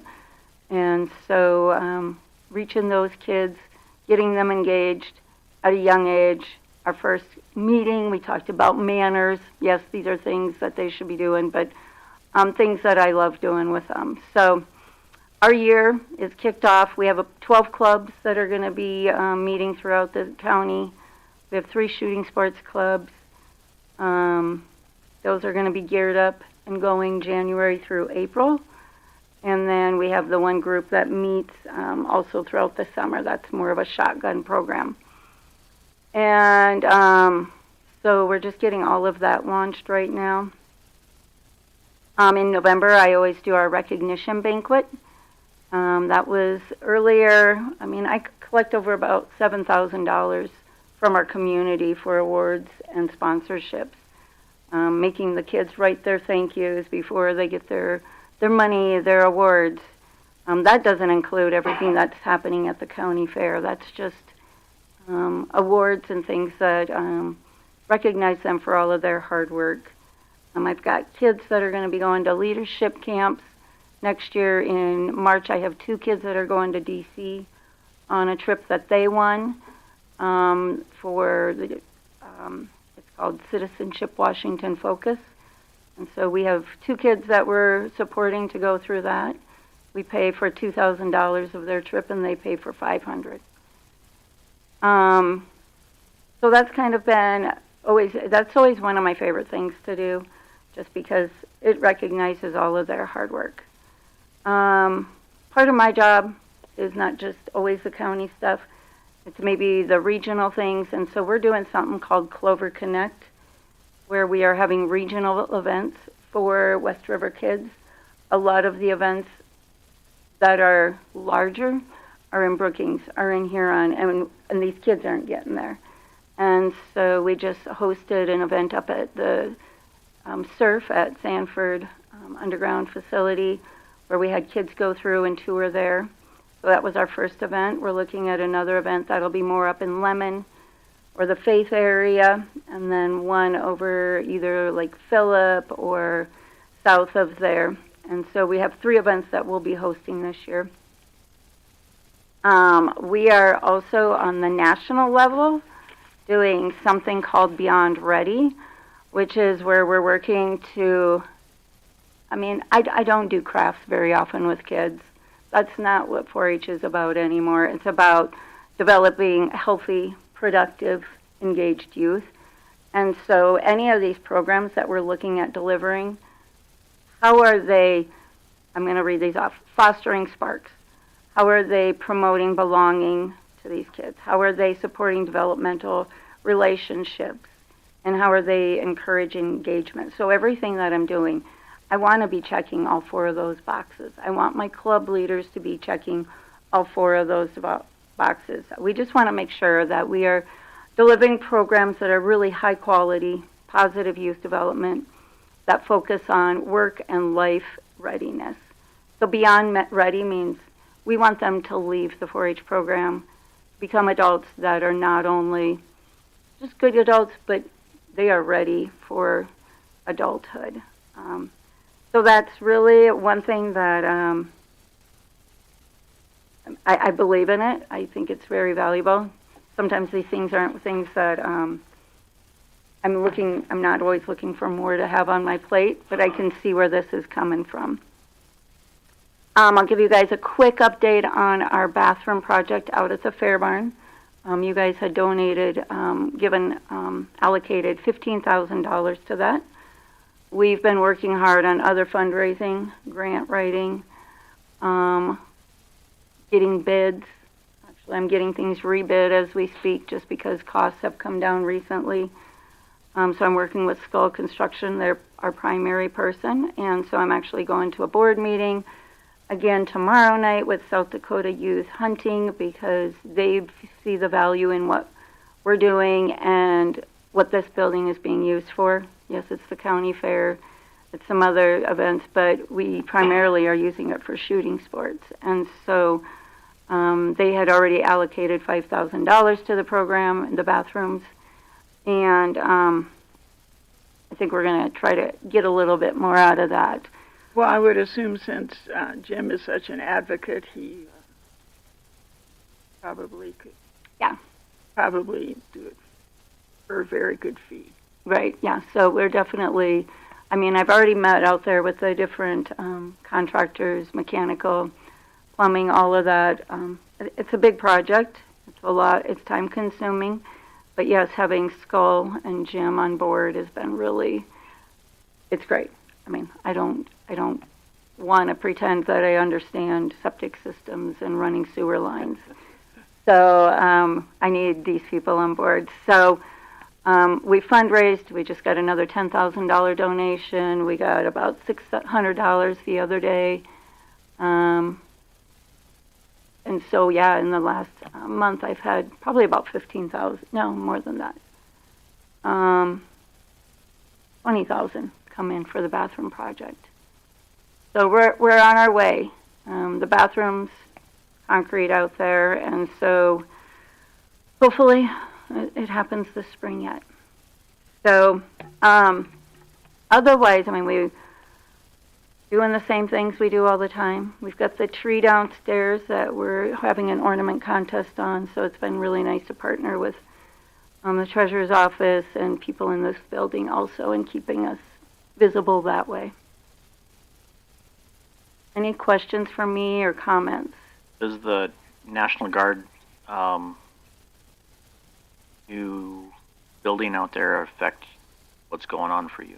Not for me. I mean, they're all of their land with the school and everything is on the west or on the east side. That's adjacent to what the rodeo grounds are doing out there. That is separate. All of our stuff is on the east side of the building, and so shouldn't affect us at all.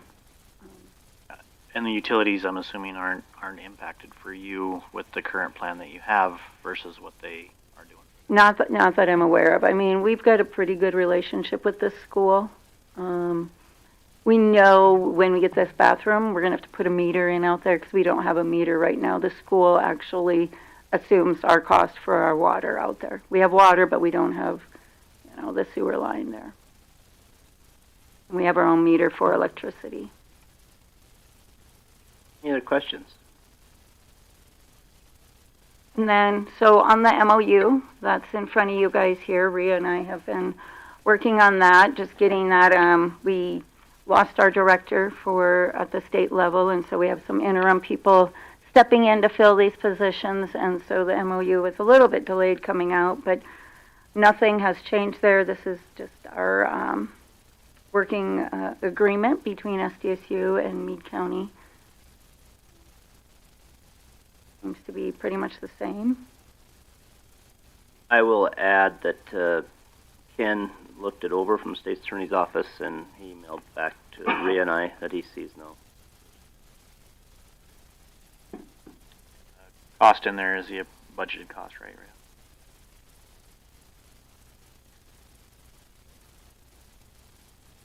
Any questions, comments, and interaction on this, on the MOU? I'd make a motion to approve the MOU. Second. Motion and second to approve the MOU 4H. Any discussion to that motion? Hearing none, all those in favor say aye. Aye. Opposed, same sign. Motion carries. Thanks for coming in, Dave. All right. Thank you guys. Have a great holiday season. Brings us to auditor.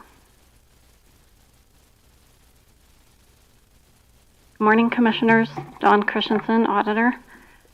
We have the budget reports through November of 2025.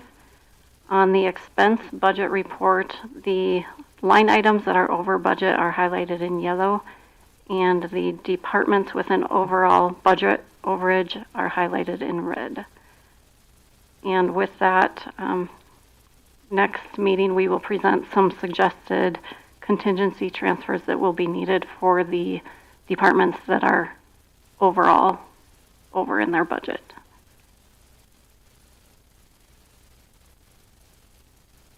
Got any questions on that? Oh, are we looking for end of year? I mean, we're not in a terrible shape. No, there will be money left over in contingency as of what we're seeing right now.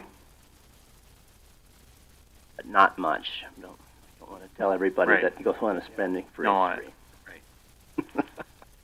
Yeah, we have a few that we're watching that will be close. So, and we will reevaluate this again. The first round of bills has been posted, and this week the first payroll will be posted for December. So once that's all finished, we'll reevaluate and do some more estimates to see where we're sitting. We also have the November 28th year-to-date overtime report through the 24th payroll. We will have 2 more payrolls to add to this month. Any questions on that?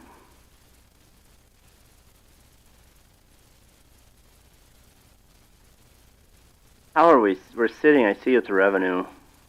Is this typically where we are? I see we're about 220,000 off. Is that compared to other years? And maybe you haven't had time to look into this.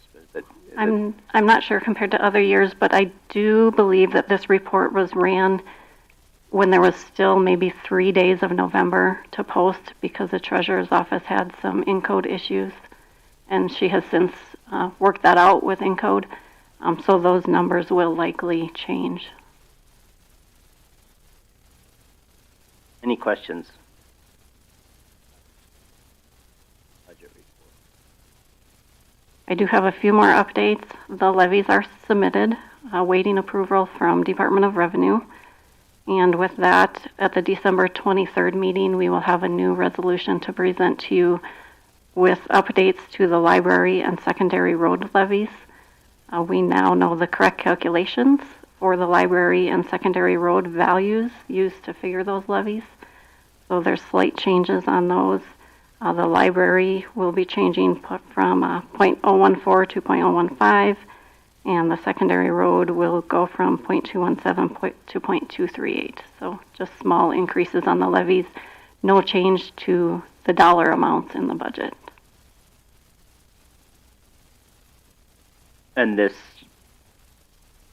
the way I understand it, the state, you've been working, well, almost nonstop with the state on this, and they've given a soft approval, but you're not really their blessing for us to approve these numbers. Right, they're not officially approved.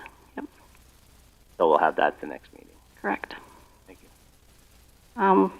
We had emailed the cities and towns on November 26th regarding combined or in conjunction elections, with a deadline to reply by December 10th. There's only 2 at this point that we have not heard from, so we'll have more to come on that at the December 23rd meeting. Some are choosing combining and some are choosing in conjunction. Which ones are doing? Which? As of right now, the ones that want to combine are City of Piedmont, City of Somerset,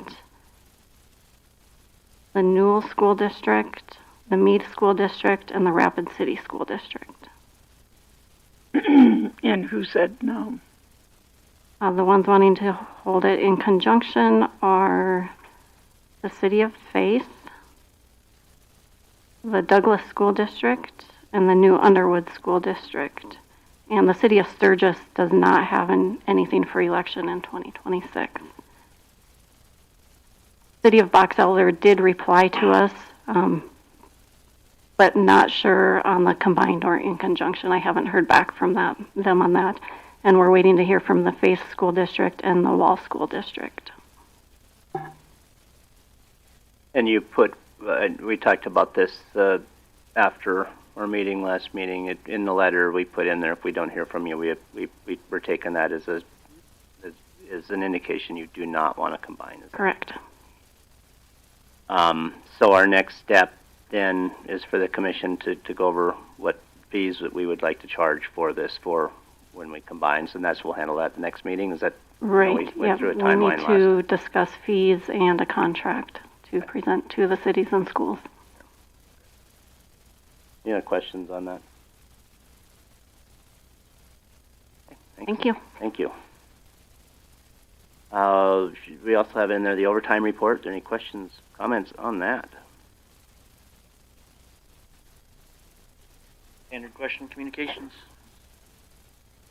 Of openings, it looks like. Okay, let's move down to commission. Okay. Updates.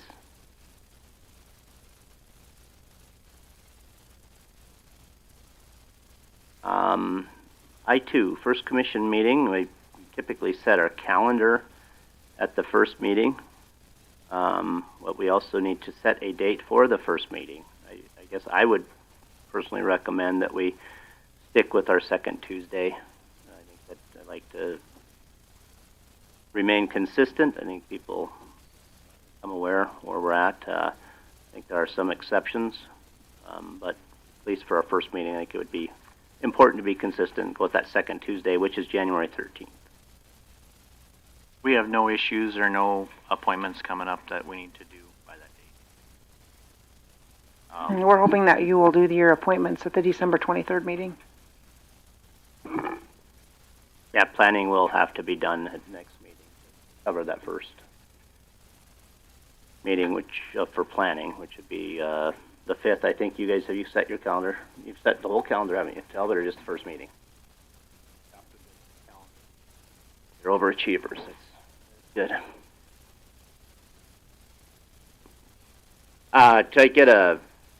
We take action on to set our first meeting. I'll make a motion to set the first commission meeting for January 13th. At 9. At 9, yes. Second. Motion is second on the floor to set the first commission meeting for 2026 of January 13th at 9 o'clock a.m. Any discussion to that motion? Hearing none, all in favor say aye. Aye. Opposed, same sign. Motion carries. Commission updates. Any commissioner have any updates?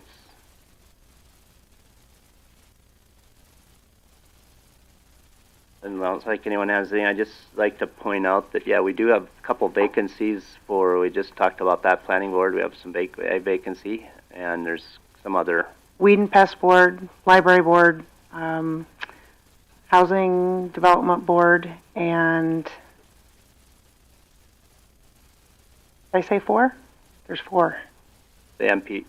Oh, MPO committee. Yeah, I have a possible on that. Okay. And the MPO has, there's rules to. You have to be in the MPO area, which is basically south of Tilford. And actually, the weed board is a district. Yeah. Yes. We do have interest in most of those positions thus far. We have interest in all positions at this point. Oh, good. And mileage needs to be in. I think Rhea requested it by this meeting. Or commissioners, anyone else that has mileage out there? So, bring us down to human resources. There's some items in here that are both legal, all of it legal, contractual, and personnel that I think we need to go into exec before we talk about human resources. We bring it up on the floor. Motion, I get a motion to go into, let's pass the consent calendar first, though. Let's jump down to consent. Motion to pass the consent calendar. I'll make a motion to pass exec. Motion and a second to pass the consent calendar. Any discussion to that motion? Hearing none, all in favor say aye. Opposed, same sign. Motion carries. I get a motion to go into exec. Make a motion to go to exec for personnel and contracts. Is there? And legal, yes. Motion and a second to go into exec for personnel, contractual, and legal. Any discussion to that motion? Hearing none, all in favor say aye. Aye. Opposed, same sign. Motion carries.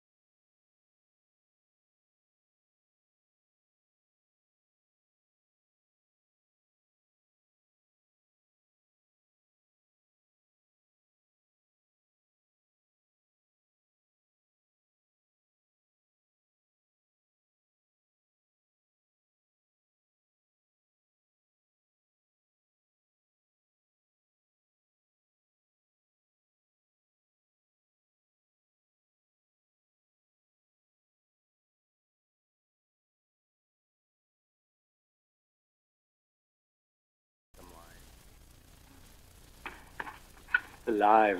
I'm going to declare us out of executive session at 10 minutes after 1. We have to complete some stuff in human resources. Oh, we gotta leave.